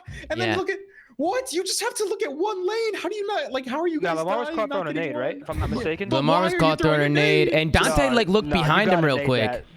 Bro, you gotta designate that. Yep. I mean, some of these plays are like, how are there plays on the same team that are championship caliber, like championship winning a series caliber, and like, yo, you belong at challenger caliber? Like, how is that happening at the same time sometimes? Wait, on teams? On this team. On this team? On Seattle? Yeah, are you seeing the plays Seattle's making? It's all teams. I mean, Call of Duty in general is just like a game of like those split millisecond decisions. And like, for example, throwing a grenade when you think could be a good play. In hindsight, he's probably looking back like, "Fuck, why'd I throw that nade?" See, it's just like you have very little time to actually like things like that. I don't care about because I used to be a pro player too, mini games. But the thing is, when it's consistently those type of plays, that's when we stop making excuses. And it's like, okay, like, you know what? Abizi could drop a donut, and I'll be like, you know what though? Abizi's gonna turn up and win the fucking series by himself next time. What games were you pro in, Velly? What games were you pro in? Shitty ass games, ain't even worth talking about. might have been Gears of War. I didn't even know, Velly. I had no idea, honestly. Oh, I was nice in Madden too. Okay. I was a shit. Oh, a little Madden. Okay. I heard that. No, it's not Madden. It was a basketball I'm a black game. Dude, it's easy to be good Madden. You're crazy, bro. I think it was the NBA 2K game where Aiden Ross came from, right? And the game was so shit. I think that's like why he ended up going into content or something like that. I don't know. He started playing with Bronny and stuff. I was thinking of NBA 2K, not Madden. Let's take a look at the final scoreboard, man. Seattle were able to take some routes, do what they had to do. Pred 37-19. Good job out of him. They won on 2 offenses, man. Doing the same thing both rounds. Just taking long routes, fire, getting kills, and stacking points. Look, bro. It's not rocket science, folks. I'm not trying to be that guy. Yeah, they shit the bed. But 14-13 at Lamar, you have a guy that's 37-19. I told you, Wait, bro. keep The Dab Patty. What is going on? No, but Lamar's a smart guy. Wait, don't fast forward. I mean, he might just be. Yet. My bad. We're delayed, Velly. We're delayed a little bit. The disparity between this team when it comes to just their performances, a lot of the time is just like, what the fuck? How is a guy like doing this much for the team, at least in the statistics You're category? looking way too much into this right now because Mac is 18-15.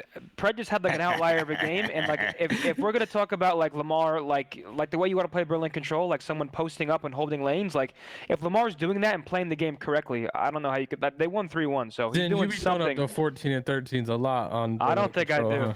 No, I listen. Like I said, it's like an outlier of a game. Okay. I don't really think like his damage is what 22. It's not that crazy. Okay, so Alley Cat said for Velly, what is her take? What happened? To make a take today that was actually fire as fuck, yo. Okay. Yo, we're sitting down. Why didn't she make it? We didn't have enough time. Oh, okay. We didn't. Yo, sometimes we be wishing we just wanted to just vamp, but today was a long fucking day. When that happens, Velly, we just call it a Lin. So you could do the same thing on broadcast if you want. I got you. No.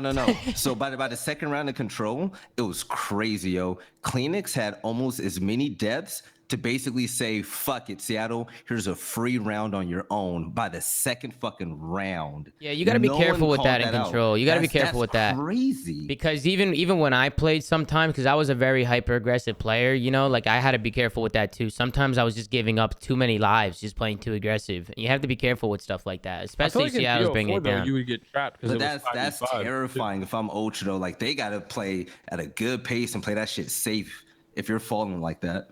But that's what I'm saying. It translates to anything, bro. When there's a big disparity, like between like your statistics on a team, somebody is doing something wrong. Whether it's the guy that has more kills, more engagements, he was doing everything or it's the guy that's playing fights. Yeah, no, I'm not saying him, but I'm saying in general, it's like one of them is doing something extremely wrong, because even if a guy is technically kill whoring to a degree, you should be using those kills to your advantage. And if like there's just so many ways to go about this where somebody's fucking up somewhere, and it happens with Seattle a lot. And it's not just Lamar, like it happens to everyone. Yeah, like for example, like this is an extreme. Mac threw up a stinker when two of his teammates are fucking frying, right? Somebody is fucking up somewhere. It's not always the guy that's shitting the bed. it's sometimes it's the guy that's like going out and kill whoring. We've seen it all before, but it happens a lot to the Seattle team where there's just giant fucking disparities between their stat lines, and I feel like it's like probably one of the root problems in terms of their pacing and the way they're losing matches. That's a good way to tell pacing when you see the differential between like people's stat lines. You know, if somebody has such a low amount of interactions, somebody has such a fast amount of interactions, you can tell they're just not playing together because they're not. That's why I brought up the Dave Patty thing. Like, and like, but that might not be on Dave. What if the other guys are just playing too fast? You're going too nuts. You know, and they Florida just might be a little bit of both. They do have 3 ARs. 3 ARs. But hey, did you see the Dave Patty? Dave Patty, I think, led them in engagement. That's the key to victory. Next Velly time, is shout out to rogue, Gabe. dude. For the first time ever, he led them in engagement. Velly after dark, bro. Dude, Velly after fucking dark, man. What did you say? You said Florida just sucks? Is that what you said? Now they do. I used to love Florida after fucking Mini, man, and now they make me look like a fucking idiot, man. Like, oh man, they looked good. I'm telling you now, if they beat Boston, I think they would have took LAG spot. That's my little crazy ass take. Interesting. Ooh. Yeah, and then they were fire that event. They were and then, fire. Yeah, and then they would have been back home like fucking everybody else, just getting fried after winning a tournament because that's just how Vanguard is. Like you don't fucking know anymore. Well, there's been 4 different winners, 4 different events. You know, we see consistency. There's a reason why teams like FaZe and Optic. No. I don't want to hear that though. I don't want to hear that because of the simple fact that there's a lot of consistent players, results, and teams in this game. Yeah, so some of them are consistently average. And some are consistently great. At the end of the day, you don't see shots seeing those motherfuckers getting played. Has managed to make it back to grand finals. Only FaZe, only team. No one else. Super consistent. Hey, S tier, number 1 team in the game. I mean, we number 1 team in the game and that winning the championship. Bro, I don't even know why. I just remember this. I was watching the stream, bro, and I was fucking dying. Velly was like talking about, I forgot what the transition was, but it was like going into the Florida match, and he called Florida mid, bro. I was like, call Florida mid. That's not right. Bro, I said they're the best mid team ever, though. Like they're amazing. That's not right at all. That's been the way. You haven't been in the COD League. I'm a Florida last fan, year. man. You were in the COD League last year. That's been Florida's thing. It's like they're the best like average team. It's like they're so good, upset potential, but they're just like mid. It's just like it makes no fucking sense at all. Like whatsoever. Makes a lot of sense. They got 3 ARs. Well, let's talk about this series, man. We got Seattle. We got Seattle and Toronto, right? We go into this last P5 here, the second P5, and Seattle had a really good hold here. I thought Toronto was going to kind of run away with this one, but Seattle held so much time on P5. We know how difficult that is too, right? How mixy this hill can get with all the tags and everything. It's kind of just a flood trade fest. But then going into the last P1, Toronto do a good job just kind of getting here early. Dante with a big 2-piece off the rip. It pretty much just comes down to Toronto staying ahead of those rotations, but with Seattle only needing 4 points. Chris, I'll ask you, we're Pat, we're Velly and Zinni, you're all here.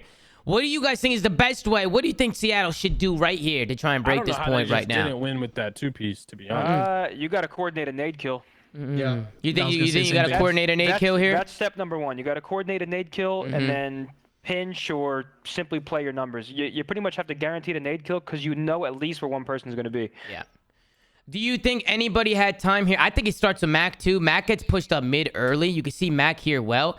I think Mac here should go all the way. I don't think he should cut mid. Where's Mac? Let me see. He's number 3. I think he should go up P5 and hit right. And go and do the Trey Zero, do the Simp, do the... He probably would have, but it just... So Dante just died back church. There's no point of him doing that with Dante already there. Maybe he was already like pushing mid from while Dante died from that nade. If Dante wasn't there earlier... You're making excuses. Dante died when he was standing in the P5. He already died. He already died. Yeah, but he would have had... I don't know if he was in the window or what, but he might have... I don't know. It's just a weird timing thing. By the way, he did push mid, but he should... Bro. He should have kept going. No, he should have kept. He definitely should have gone around. But like, bro, even cutting mid like this is just like, why? Like, there could have been a guy church. Like, you could have insta-died and had your complete mid control like chalked, like he just did, right? He could have waited for his teammate to come peek mid for him and get him out. Like, Grant, like he's just like they're just not going together. And even after Mac dies, you see Lamar taking a gunfight on one of the guys on the plant pot, like over here towards the statue side map. They're just staggered together. He's also 8-30, guys. He's not going to make the best decision. He's 8-30. Like he's getting. I mean, maybe mentally he's not there. But we're not going to make that excuse for him. We're talking. You're good, Velly. Hey, Velly, thanks for hopping on, man. That was dope, man. Thank you for hopping on, real brother. shit, Zoomaa. You run some good shit with the flank, man. I'm hey, thank you, man. I appreciate you. Thank you so much, Velly. Thank you, man. I appreciate you, man. Later, bro. Let's get a Welly in the chat, man. He's been doing a great job on the broadcast. Came on the show and had a lot of energy, man. So shout out to Velly, man. Go ahead, Chris. You guys transition. I really got to use the bathroom. So hey, no, you're good. I personally, listen, if I'm going back and I'm Lamar and I'm watching this map with the squad, there's no way Lamar's not telling Mac right there to hit a deep pinch. There's no way. He needs, bro. Nah, man. This is not even a match. This is not even a map that you rewatch. You go, you know what? My teammate dropped a point too. It's one of those things that doesn't happen very often. I'm not watching that. They could, yeah, but Tony, they still could have won it. Tony, just because he had a bad map doesn't mean you can't learn from it. Let me say, it's incredibly impressive to lose a map by 4 points and honestly kind of choke it with a player going 8-31. Yeah, no, I agree. I agree. Shots, you could join the call. That's actually insane. We're in the CDL Pro Team Speak. Tell Shotsy, man, if he wants to hop in, he's more than welcome to join the call. That guy's a moron, dude. Ant's funny, dude. Ant is funny, man. He's a funny guy. You watch the clip when he was like, yo, Hector, be honest. You saw me with this chain. You'd be like, that kid has money? Yeah. I saw that. I said, dude, Ant is... That kid is so dumb. Nah, and then when he was talking about the burritos in the meeting room with Bose and them... They're burritos? Yeah, Bose's laugh. I think Bose has a contagious laugh. He has a contagious laugh, man. Yeah. And then also, Rich and Lonely, X The Flank, X ZOOMAFIA, X Stallions might be coming to you guys very shortly, man. So be on the lookout for that. Got another merch drop on the way, and you're not going to want to miss out on this one. So we'll give you guys more news on that soon. But let's get into the S&D. This last map again was just Ultra just bullying them. Absolutely bullying them. Tom, this is the trailer of what's to come with Toronto Ultra. I'm going to say it. You think so? Because they bullied them. There's nothing to watch here. I didn't even have anything in my notes. They were just rolling through them. I think the Toronto Ultra are going to reach S&D perfection from here on out. Obviously, they're Respawn. They're back in it.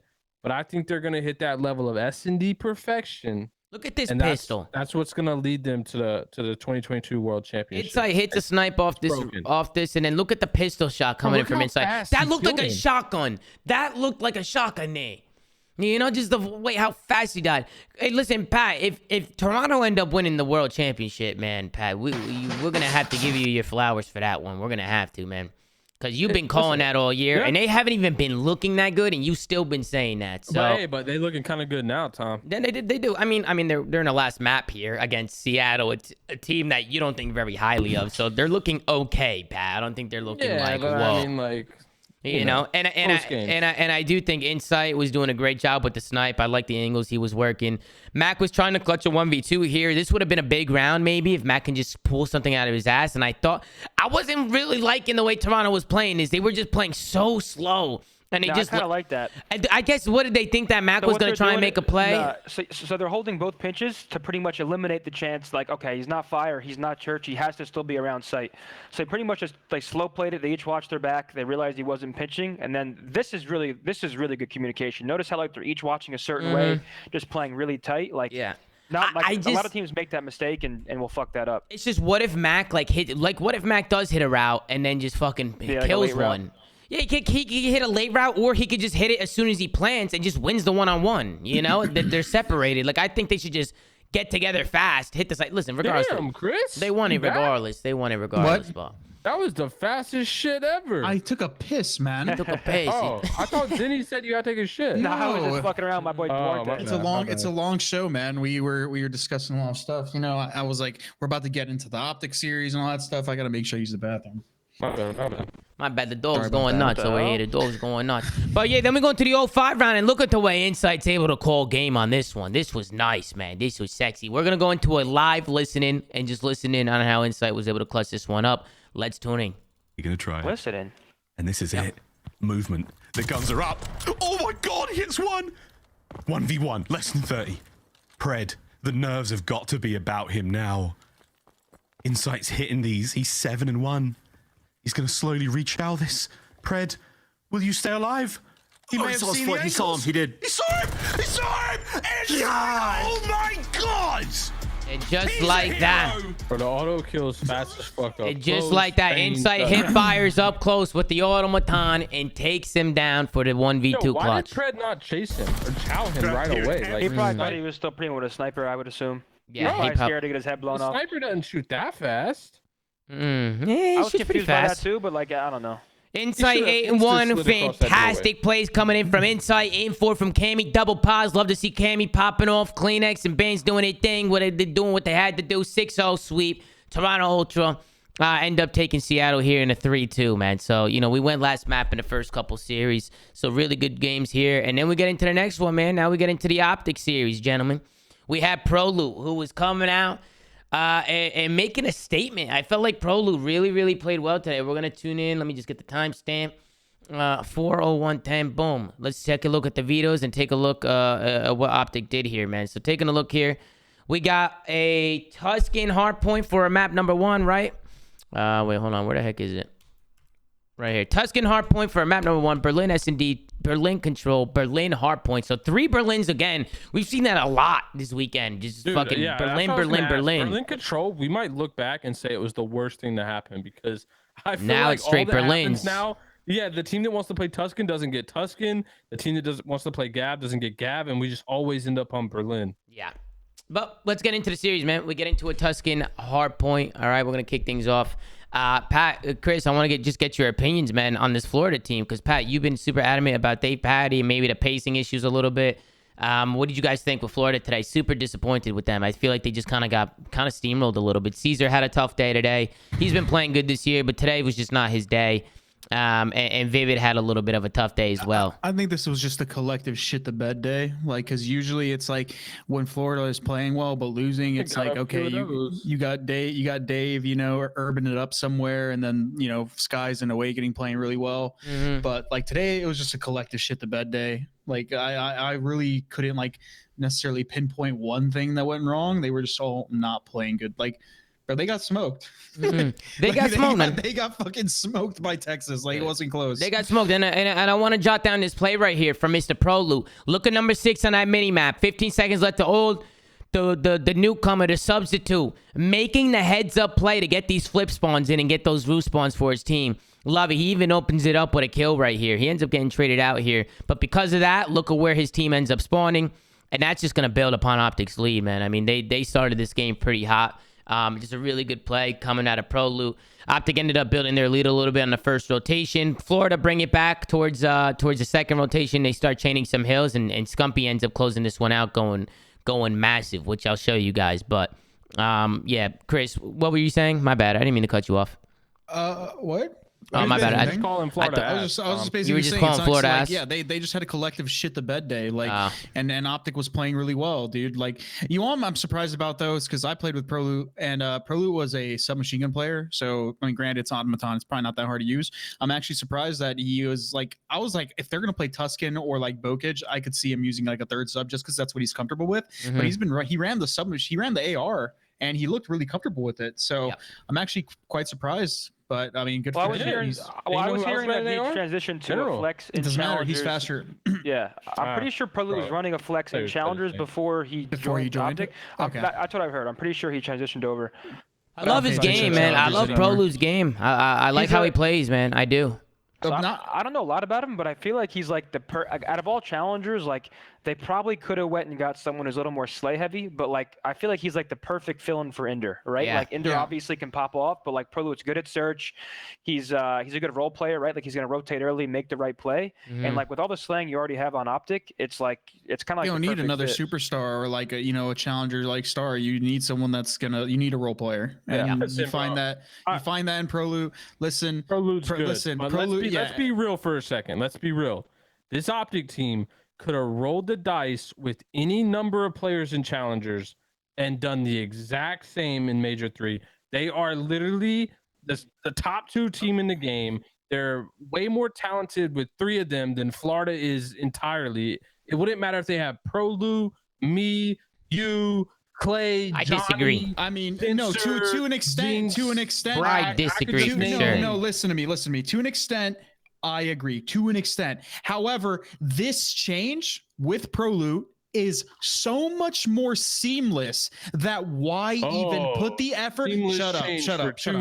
Oh my god. Why even? Who cares? Okay, exactly. It's even more important that it's for a shorter time. It's less important because you have less time to adjust. They don't need to adjust. They can beat these teams 3v4. They don't need to adjust. Clearly, you are literally acting like Optic had to improve with the sub. Like what? They lost. They literally didn't win the last tournament. Good.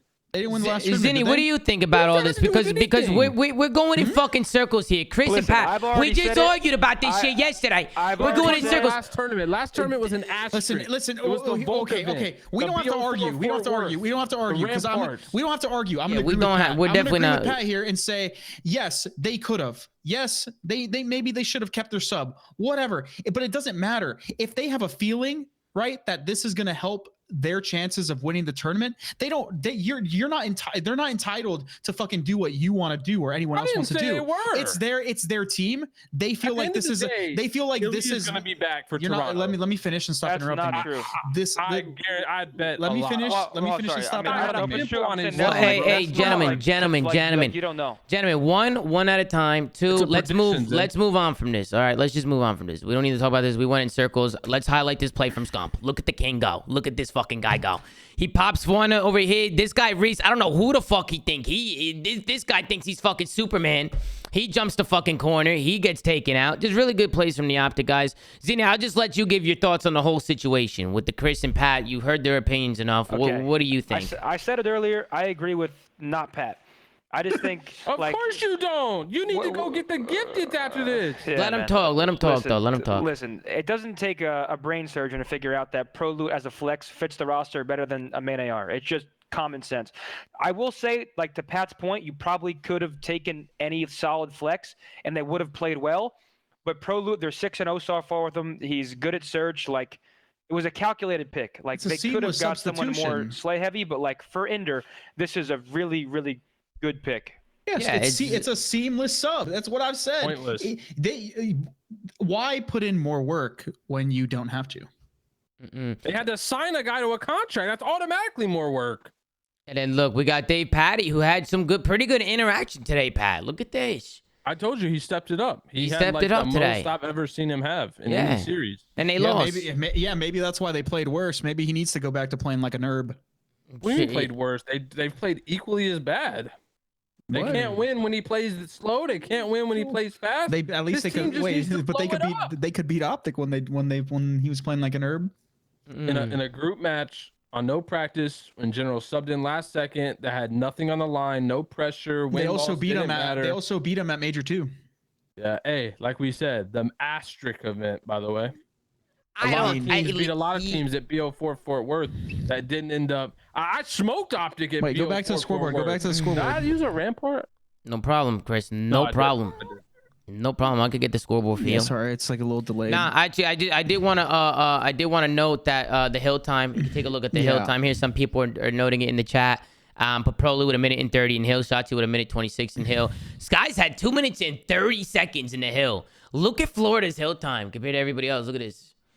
Look at this, man. Look at this. Is crazy. I don't know what was going on there. It's a little blurry. I've been lowering the quality a little bit because it's been like buffering so much that I rather hinder the quality. Listen. Like I said, I don't care about what match or what. I think I said this when I know Dave Patty can definitely play better and up his pace, but I feel like when he's playing like an actual hamster, it benefits their aggressive core. I'm not saying he can't play better or can't have better pacing, but when he's putting up more engagements, as you can see, it doesn't bode well with the rest of the team. There's something off there. That's hard to say when they got shit on. Both Skies and I don't know. I mean, yeah, I'm looking at Reese here because Reese is like a super impactful, high impact, good SMG. He had a tough map, and I don't know how he's looking at Dave at all. Of them. Yeah, Skies didn't play great either. My point is though, is when these two are getting smoked that bad, how are motherfuckers positive? I don't know. 14 least kills. Vivid went neg 21 least kills. Like that's what I'm saying. How are people? One more kill, sorry. That's what I'm saying. How are people even positive at this point when you have two people going basically getting like fried statistically, but still like bringing it to 180 points? I would say that's why a lot of bait. Yeah. It didn't. Not making kills, making people weak, and then they're getting the trades. It wasn't that like at 190 to 250, like it's a pretty comfortable map, but it's not like it was like if it was like 250 to 100, I'd see your point, but I don't agree with what you're saying in that specific map. We get into the Berlin S&D, and this was a Prolute show. I just want to highlight some of his plays that he was making because he is the substitute player, and he was doing really, really good. Was making really, really good plays for the Optic guys. Man, you can see in this round he's gonna get a big nade kill onto Skies. He's gonna turn a 2v3 into a 2v2. Then he's left in a 1v2 situation.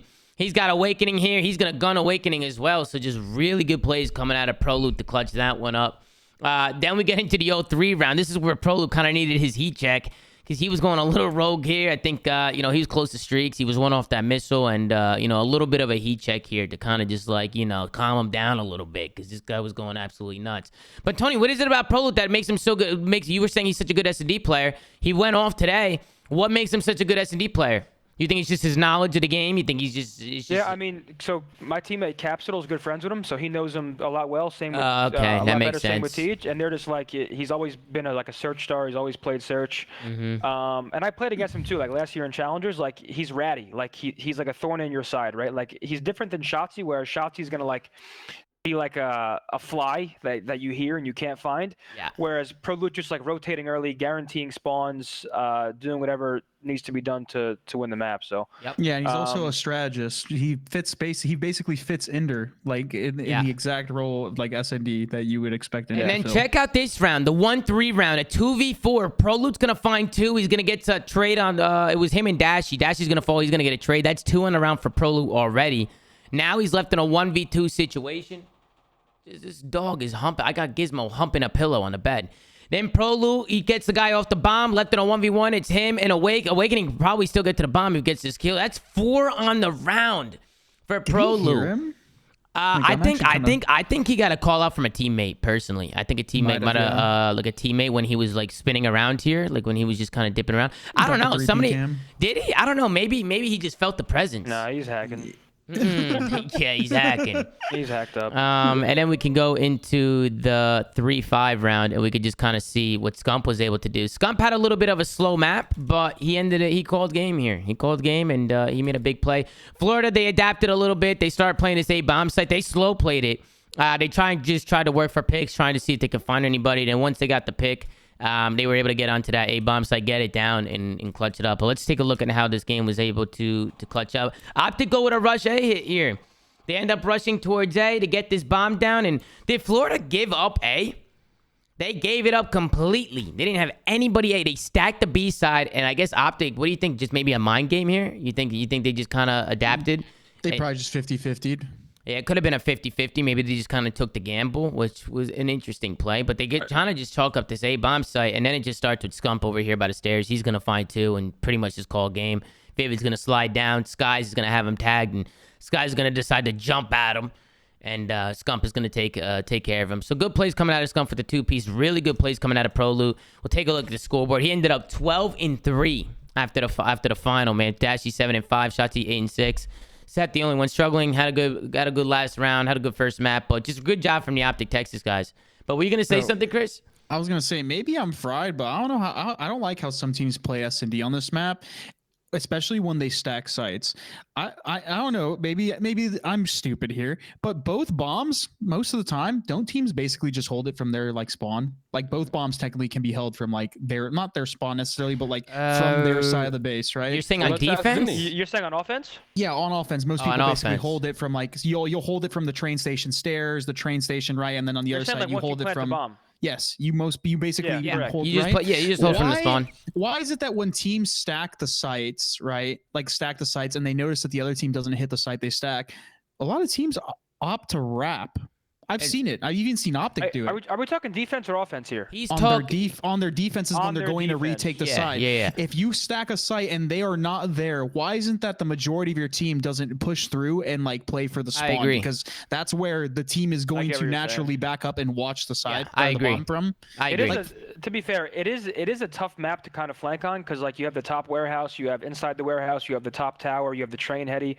Like if they're watching flank, you can be left out to dry. I see what you're saying, but If a team plays picks, like for example, a team like LAG, if you try flanking against them, Austin's going to be top 3. A player's going to be top warehouse. Like it's not the easiest map to push through on. Yeah. See, I personally like right here, Chris. I think 3 and 4 can make a play here when the bomb goes down. Like like 3 and 4 can hit through left, maybe go all the way around, or even cut through P5 and just kind of cut through trains. They should be premature. Like, bro, I don't watch teams like play spreads. Like, for example, like when they go to stack this B site, why aren't they like actually attacking like their side? Like throw some stuns over to the side of the apartments, right? Start pushing through. You don't get hit markers there.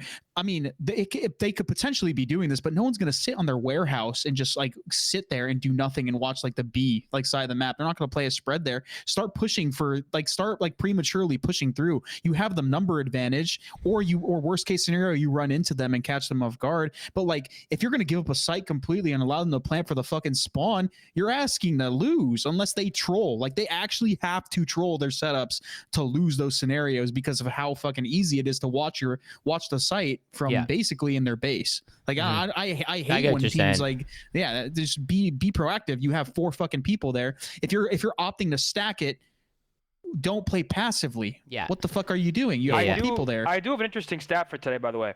Sure. What's up? So my team warmed up 3 teams today, like that played today. All 3 teams lost. So it just you provide horrible practice? No, I guess they weren't warm enough. I just thought it was an interesting stat. Wait, everybody that you scrimmed lost? Every single team that we warmed up got pissed on. Damn. Did you win or lose the map counts? I mean, listen, That's not good. It's neither here nor there. We're not talking about map counts. All I'm saying. But did you win or lose? I think we won most. I don't even remember. Interesting. Okay, if he doesn't remember, they got shit on. If he doesn't remember, they got shit on. No, we actually didn't. Or they won every map, Tom, according to the. Or they won every map. Shit. No, I will say Paris has been looking gross. Like I was surprised to see them lose to London. I really thought Paris was going to take that. But yeah, interesting stat. Who's the hardest kill on Paris, in your opinion? Sure, probably Don. Okay. Well, and then Jimbo's been frying too. Let's get into this map. We get into the Berlin control and the open up this round again. Just Florida trying to get that B point, but Shotzzy was just being such a nuisance in the middle of the map. They could not contain him.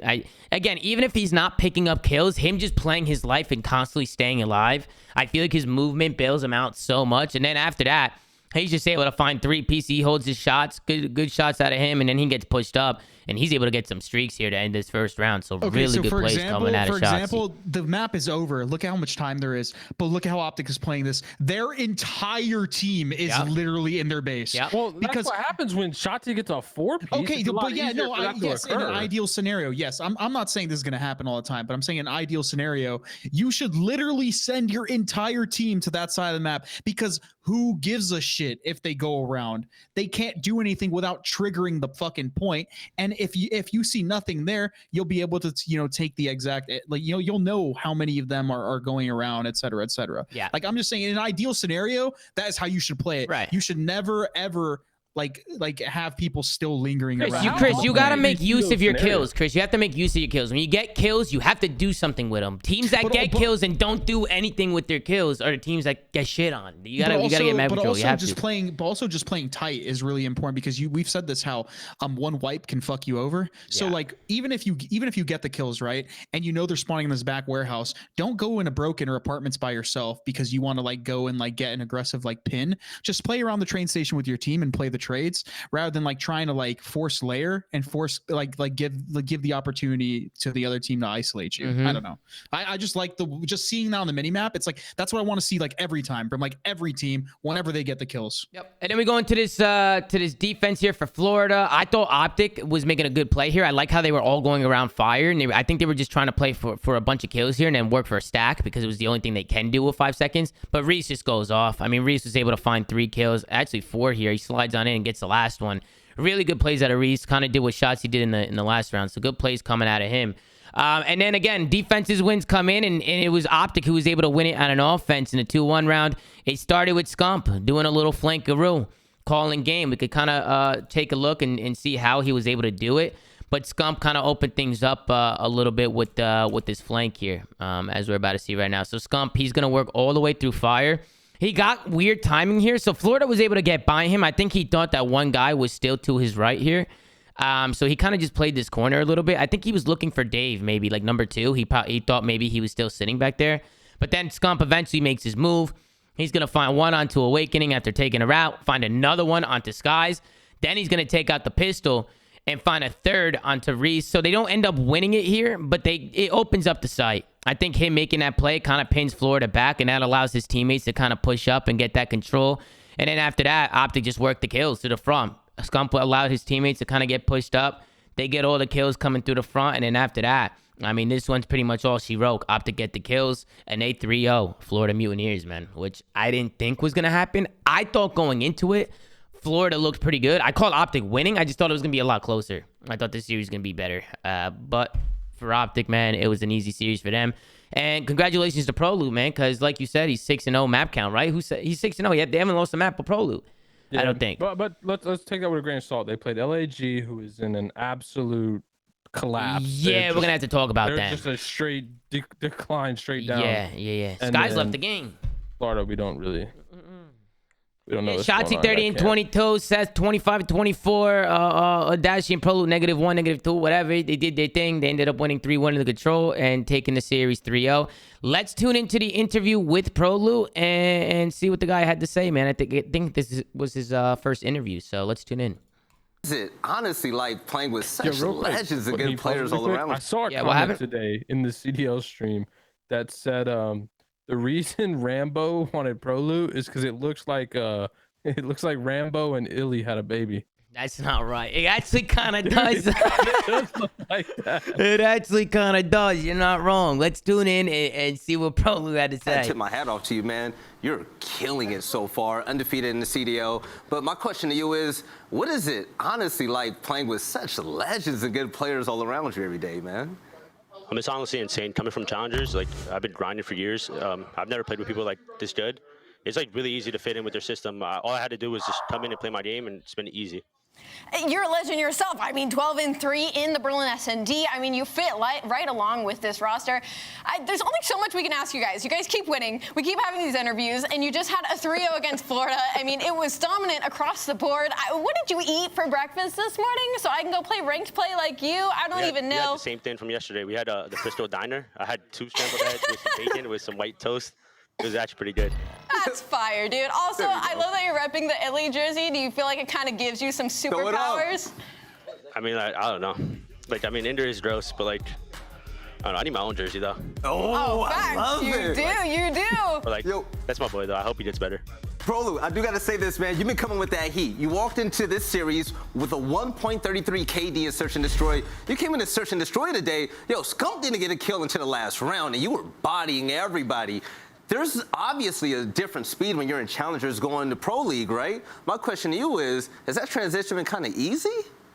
Yeah, I mean, I feel like there's not really a big difference, like especially in Search and Destroy, because I feel like all the pros, they play really scared. Like, no one's making a play. But, like, I mean, I'm just running at them half of the time. I love you. Get your jersey. I love that. All right, man? I appreciate it, man. Dude, this guy Prolute said these guys are scared, so I just ran at him. It's a pretty good attitude to have if you're a rookie and you're coming in as a substitute, especially for Optic Texas. He's confident, man. I've talked to him a lot, like in DMs and stuff like that, and he's like always just been super passionate. Like when he saw Spark get his shine, like that's his boy. Yeah. He was just like, bro, like it's gonna be my turn soon, and watch. He was basically saying like, I'm gonna show the fucking world what I'm about. Like he's super confident.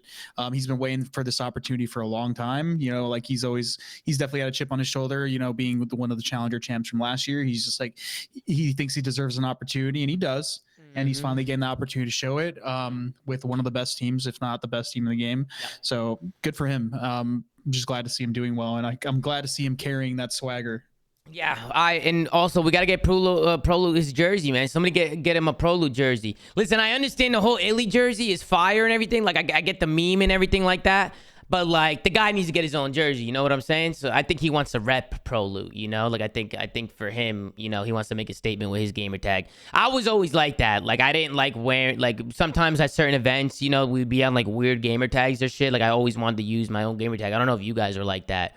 But I think I was making new gamer tags every event. Yeah, you used to have like you used to change it up, right? Like patty cakes and like they stopped doing that when we switched to the Xbox Ones and shit. We can only do it on 360s. Oh yeah, that's right. That was actually fun when we can make our own gamer tags. It was a little, a little fugazi, but it was fun. But let's get into this one, man. We got LAG versus Minnesota Rokkr, Gav Hardpoint, Bocage S&D, Tuscan Control, Berlin Hardpoint, Desert Siege S&D here in the Blow It Up Bowl. Any thoughts on the vetoes before we talk about this LAG team? Because man, I don't know what's going on. Yeah, it's the Blow It Up Bowl. It's the Blow It Up Bowl. Get the Blow It Up spam in the chat. Fucked, man. Get the Blow It Up spam in the chat, man. Definitely disappointed with LAG. Anything to note on the vetoes before we get into it? No, I don't know what map they're good or bad at, so not really. Okay, Chris, anything to talk about in the vetoes? Nothing not crazy. A clue. All right, well, let's get into this one. We go into a Gava 2 hard point, and this one was a little rough. Well, the whole series was rough, to be honest, for LAG. Let's just get into it before I start, going to my notes and looking at some stuff. What's going on with LAG? What happened? I don't know, bro. Because this is a team, too. I mean, they're champions. They're major champions. And now they're playing a team that's at the bottom of the league, which they looked a lot better today. But I'm taking it with a grain of salt because they beat LAG, who's just been struggling. You guys are talking about Asim yesterday. Asim played great this first map, and he was the one needing some help. But these guys just can't get on the same page. They're just flat, bro. You they're listening, and they are fucking dead, dude. Like they're just a flat team now, man. Like none of them are performing consistently. They don't really feel like they have like energy when they play. Like, I mean, obviously, if you're getting shit on, it's kind of hard to. But even when the map was close, their comms were just shit, man. All right, well, speaking of comms, let's go into the listening and see how the Minnesota Rokkr were common. Kill me. You got me? One shot top. Dead. One more time. He came out of K. He's running back green, guys. He's gonna go top boat. You gotta go back green. Hit this time. Push off cliff. He didn't push off. Top boat, Spark. Absolute, guys. Absolute. Top ring, dead. Okay. Nice, 2 down. Mid-tank is weak. Mid-tank and hill last year. Hold mid-tank. They're both time. I have a streak for new. Let's get time. He pushed off cliff. Got one green. Spark dead. Or Slasher. I'm nading him. I'm trying time. Close on tail dead. Yeah, I'm pushing off Rokkr. I'm coming down. They could be short. I'm playing the D. No, they can't be short. Hold short. Back green. One shot. Spark. Nice. They're gonna be tower. I'm gonna D back. Good shit, Colt. You fucking beast. They're trying to hit me, maybe? Holy shit, Colt. You're finessing. Mid-tank, dead. Yeah, I'm finessing. Nice, good shit. Good shit. Look for one guy.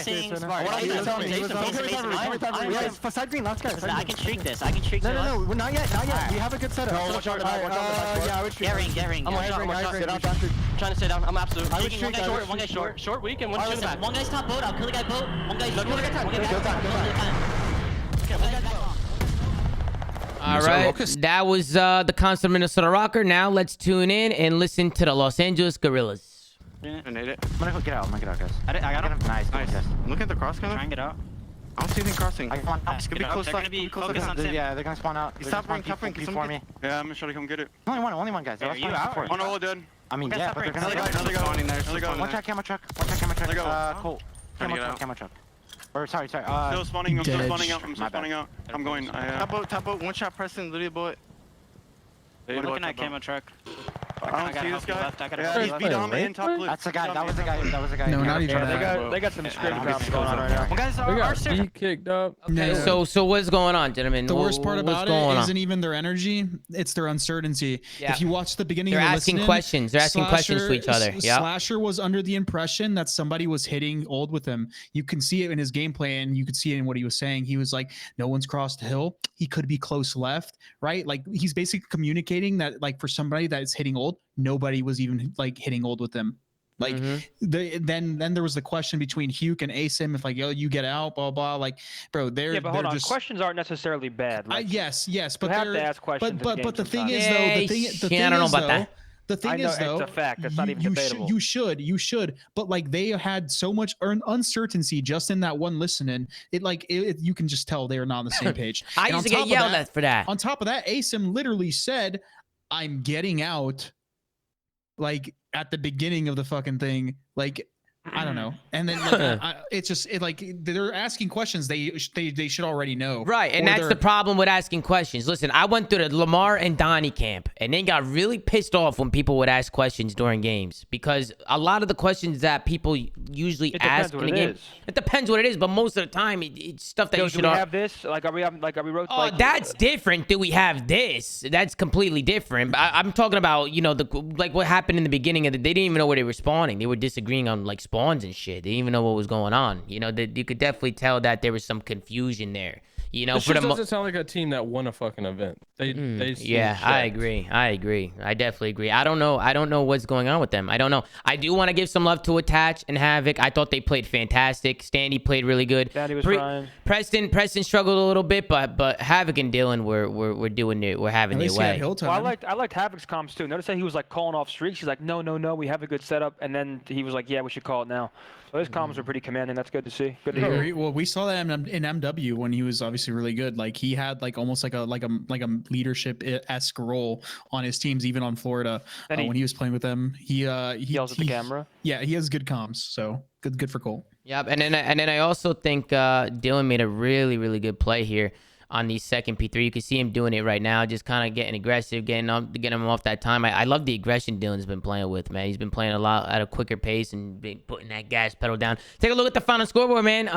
You know, only one positive for LAG was Asim, 24-19. Everybody else struggling a little bit. On the other side, everybody else is positive for P-Dog. Preston was 12-20. He's still been struggling a little bit, huh, P-Dog? It just looks ass backwards. Like, I feel like Asim should be the one negative. Well, that's what we were talking about. Asim had to step it up, like in their other series, and now he does, and the rest gets shit on. Yeah. Which is why I've been saying. Everybody was saying Asim. It's the whole team. They're not on the same page. People are farming LAG at this point you can just listen to their comms alone and could tell the result of this map, because Rokkr's comms were so well organized and like put together, and there was detailed information going out, when Guerrillas just sounded confused.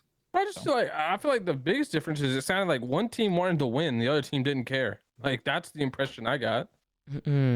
Yeah, but why would an LAG care? There's no way they don't care. I mean, I'm not saying they don't. I'm saying it sounded like that. Like, okay.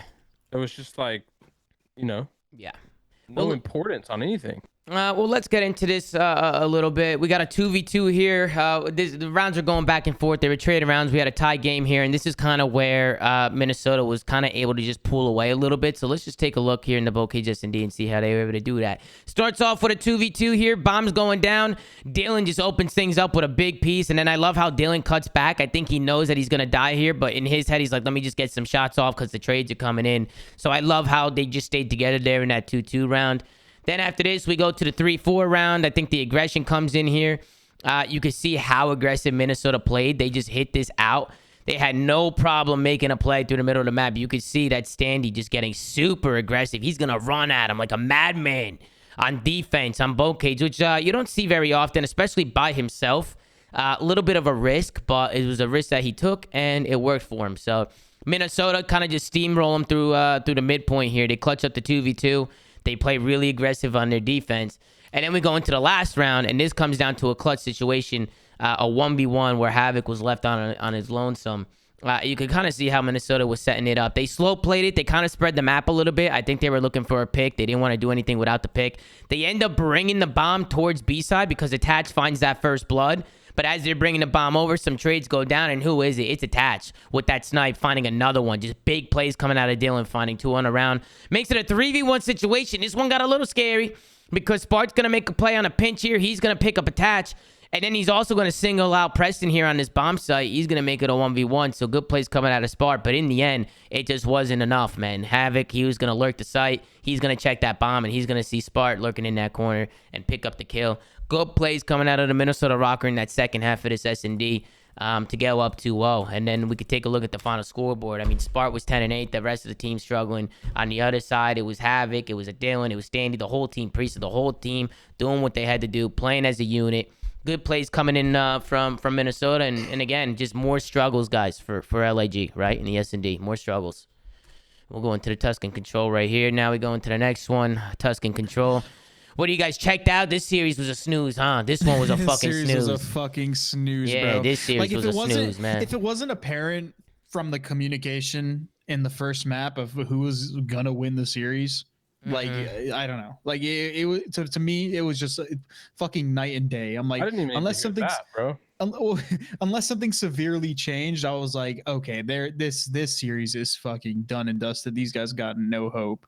But on the good, you know, on some good news, Minnesota, they sound great. If their communication is indicative of what we are to see from their roster, they look better. Preston is still kind of struggling statistically. Yeah. But when you have everybody else playing, you know, that well, it's probably not the end of the world. But I mean, like you said, like I said before, this is the blow it up bowl. Like we have two teams that have been struggling for a while now, especially since coming back from Major 2.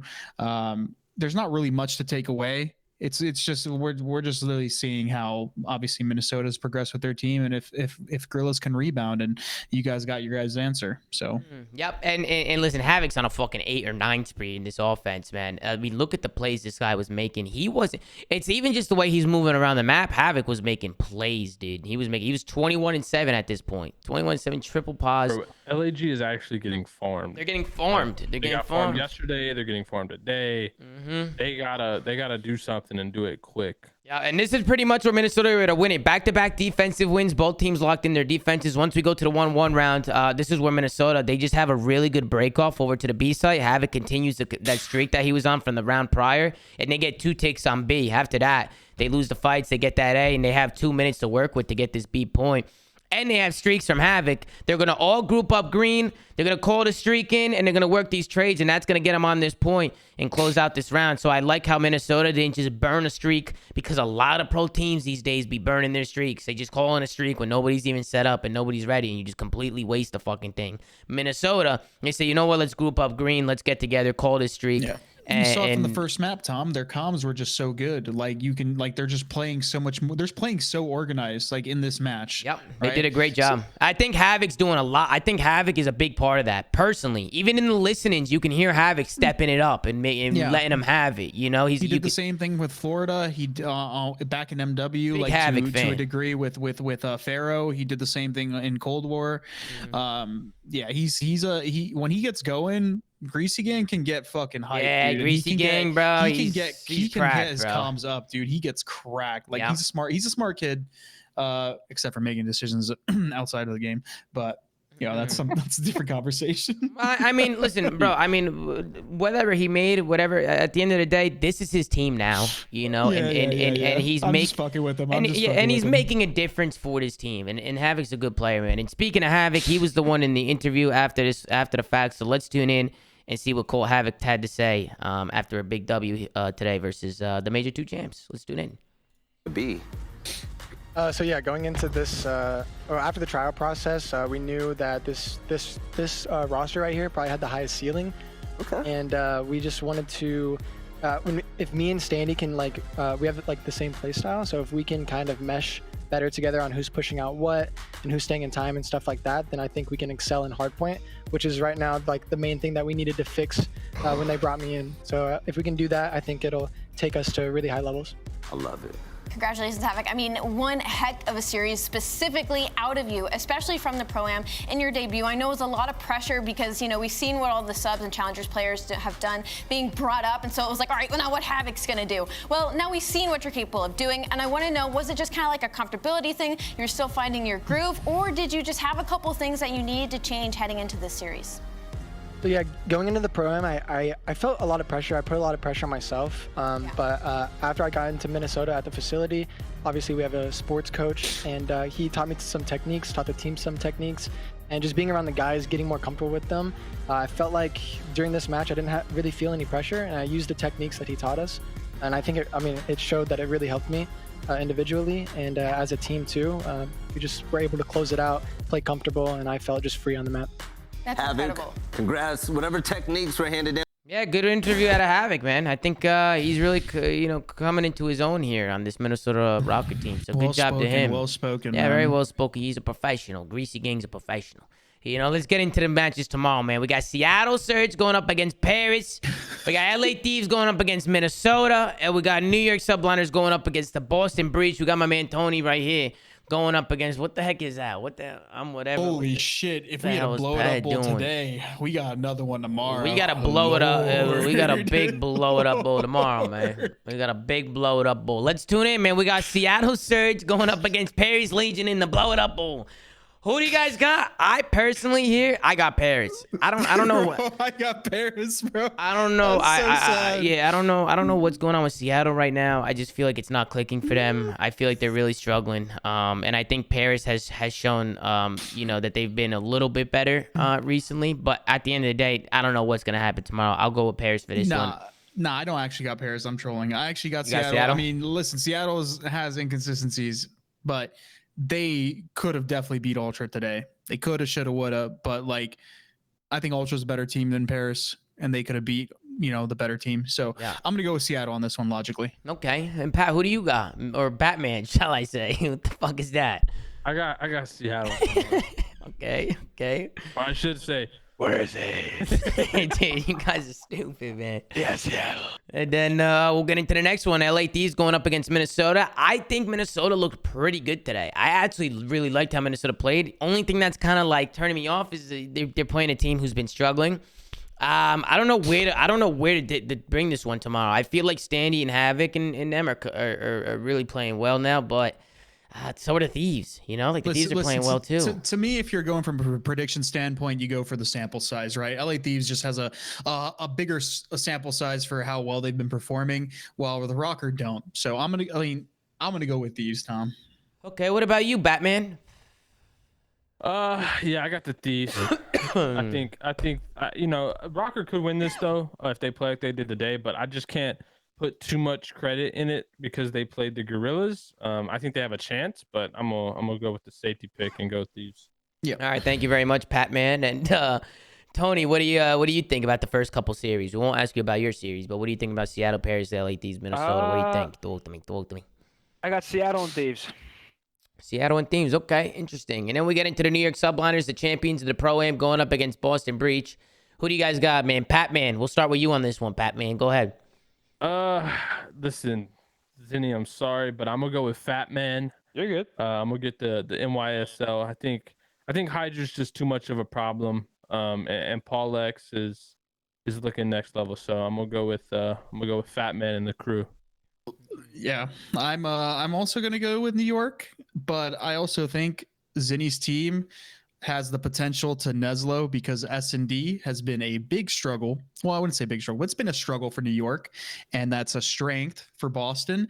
And yeah, I think Zinni's team can definitely pull this one. Can pull this one out. Do I think they will? I don't know. I think it'll be a close series if you guys manage to win your searches, which you should, because that's definitely your best game mode. So we'll see. I'll go Boston Breach here. I'll go with Tony. I think Nero and Cap will turn up. I think tomorrow that I could see them having one of those series where they just, play lights out. Tony will continue to do what he's doing. TJ, I mean, Boston's been pretty good this year, and I think New York, they've been looking good, and you're due for one. I think they're due for a loss. Only thing I'll say is Paco's the best player in the fucking business, bro. This guy's the best. I'm a big Hydra fan. I think that guy is literally different. I think that guy's gross. Just keep watching Hydra, because that guy is just the way he moves around the map. If you guys want to learn how to play COD, watch Hydra. And I'm definitely going to be gassing him because he's an animal. So give it up to Paco, and give it up to all these guys. We're going to have some great matches tomorrow. Tony, how you feeling tomorrow? You feeling good? Everything all right? Confident as always. Confident as always. Good, though. Nice. They've been. They look good. Well. They look good. They're playing well. Really quick. So we'll see. Sure, Pat, man. Go ahead. I gotta ask Gersh, why is, and I know you made this tweet, why are the subliners announcing their major tickets on sale at 11 p.m. at night? Yeah, that's interesting. They just tweeted that? They just announced it. Yeah, the tickets on sale now. They're advertising to their folks over there in New York. Those motherfuckers never sleep. It's the weekend. Like, bro, they're out there vibing, fucking drinking Henny, Fuck, partying. it's a long day, man. Yeah, I've been live for almost 9 hours now. We're going on 9 hours, so it's been a long day. I've been taking notes all day, making sure. Long day, man. I just like to make sure that if there's anything crazy or any key moments, I have them written down so we can pull them back up. And I hope you guys have been enjoying the shows, man. We've been grinding. We've been going hard at it. I thought we had a phenomenal show, but I guarantee you, Tom, we're gonna get a few posts saying how it was too long this time. I got fucking. It's okay. A short one, it'll be too short. I got roasted for defending Pat, bro. It's okay. I'm Listen, not gonna lie. at the end of the day, man, like I understand people are gonna give constructive criticism, right? Sometimes it's not constructive. Sometimes people are just, I feel like sometimes people want to hate, but we're trying to make everybody happy, chat, and that's the thing. Some people want us to analyze more. Some people get mad at the arguments and they're like, shut the arguments up and this and that. And I'm sitting here and I'm like, well, they're passionate about their takes. So I like the back and forth. Listen, some people like that, some people don't, right? And then, it's been a pretty hard time just trying to please everybody. For those of you guys that dislike Pat or disagree with Pat, just use him as your punching bag. But sure, but don't invalidate any of his takes completely. Like Pat's one of the greatest players of all time, like it or not. Smart dude. Well, to be fair, and he is a fucking prick sometimes. Let me just say this though. A real fucking douchebag. Let me say this though. Go ask for some gifted, Zen. Yeah, please. I'm begging for him. But hold on. Let me just say this though. Let me say this. It has been mostly positive, except for Reddit. On all the socials, the YouTube comments, people in the chat, it's always a very warm, positive welcome, and we appreciate all you guys, man. So seriously, thank you guys for supporting the show. I don't want to give the hate too much, too much attention because again, we don't want to. We can't please everybody, man. Everybody's different on how they like the show, and some shows may be good, some shows may be bad, some shows may be long, some shows may be short. We're just kind of going with it here. But every day I'm taking notes. I'm watching all the matches. So are they, and we're gonna give our opinions on it. And regardless of the fact, we hope you guys are enjoying and appreciating, just going at it every single day and doing it every single day and making sure we got content for you guys every single day. Call your congressman because I don't want to hear it. Yeah, Pat don't give a fuck. This guy Pat don't give a fuck. I mean, at the end of the day, guys, we get a lot of positive comments, man. And we love you guys, man. So thank you guys. We got to see you take that hat off, man. I'm gonna get a haircut soon. Yeah. Wait, hold on. You still haven't gotten a haircut? Nah, it's been. What if you had the hat glued to your head? It was the 100T event. What? That was like the beginning of the game, wasn't it? Yeah, it's been like 6 months. Oh my god, Pat, you better watch out if the reverse sweep reaches that sub goal, bro. You're due for one on the reverse sweep. That hat is again. I don't think we hit it because we were at 135. I think we're still 135. I don't know, bro. We'll wait to hear from producers. Listen, flank people. Go sub to the reverse sweep channel. Sorry for promoting Tom. What the fuck? It's good content. Tom, fire this guy. Wait, wait. No. I don't care. Wait, it's not. Well, it's not competition. It's No. It's bro. Honestly, bro. People always think that it's like some competition here. Like even people would come into my chat like Scump's live. I'm out. And I'm like, guys, it's not a competition. I want to see everybody succeed in the COD scene. I want to see everybody grow their brands. I want everybody to take off, and I want to take COD to the next level. That's the whole point. That's why you're my guy, dude. Why not help everybody? Everybody should be helping everybody. That's how we take this shit to the next fucking level. Everybody eats. Yeah, so I don't mind the reverse sweep, tactical rab. Listen, guys, Easy Mac's doing a podcast. Slack is doing shit. If you guys want to tune in and go watch some of these guys, go watch some of these guys. At the end of the day, man, we're gonna continue to do what we do, and I'm gonna keep making content every day. The guys are gonna keep helping me out, and we're gonna keep on, pushing out these shows, man. We don't miss shows, man. We're live after the matches every day, and sometimes we even have some bonus shows for you guys during the week and stuff like that. So. We've been going at it, and we really do appreciate all the love. I know there's been a lot of hate recently, but there's a lot of love there, and I think it's important to really pay attention to those who are showing love and showing some positivity. So thank you to all those people who are supporting us, and we love you guys, man. So make sure to like, comment, and subscribe if you're watching on YouTube. Go to anchor.fm/theflank to check out all the audio sites that we're on, and go follow @theflank on Twitter, man. Gersh is doing a phenomenal job. Take care, brush your hair, and we'll see you guys tomorrow after the matches, man. Thank you guys for watching. Peace out. Peace.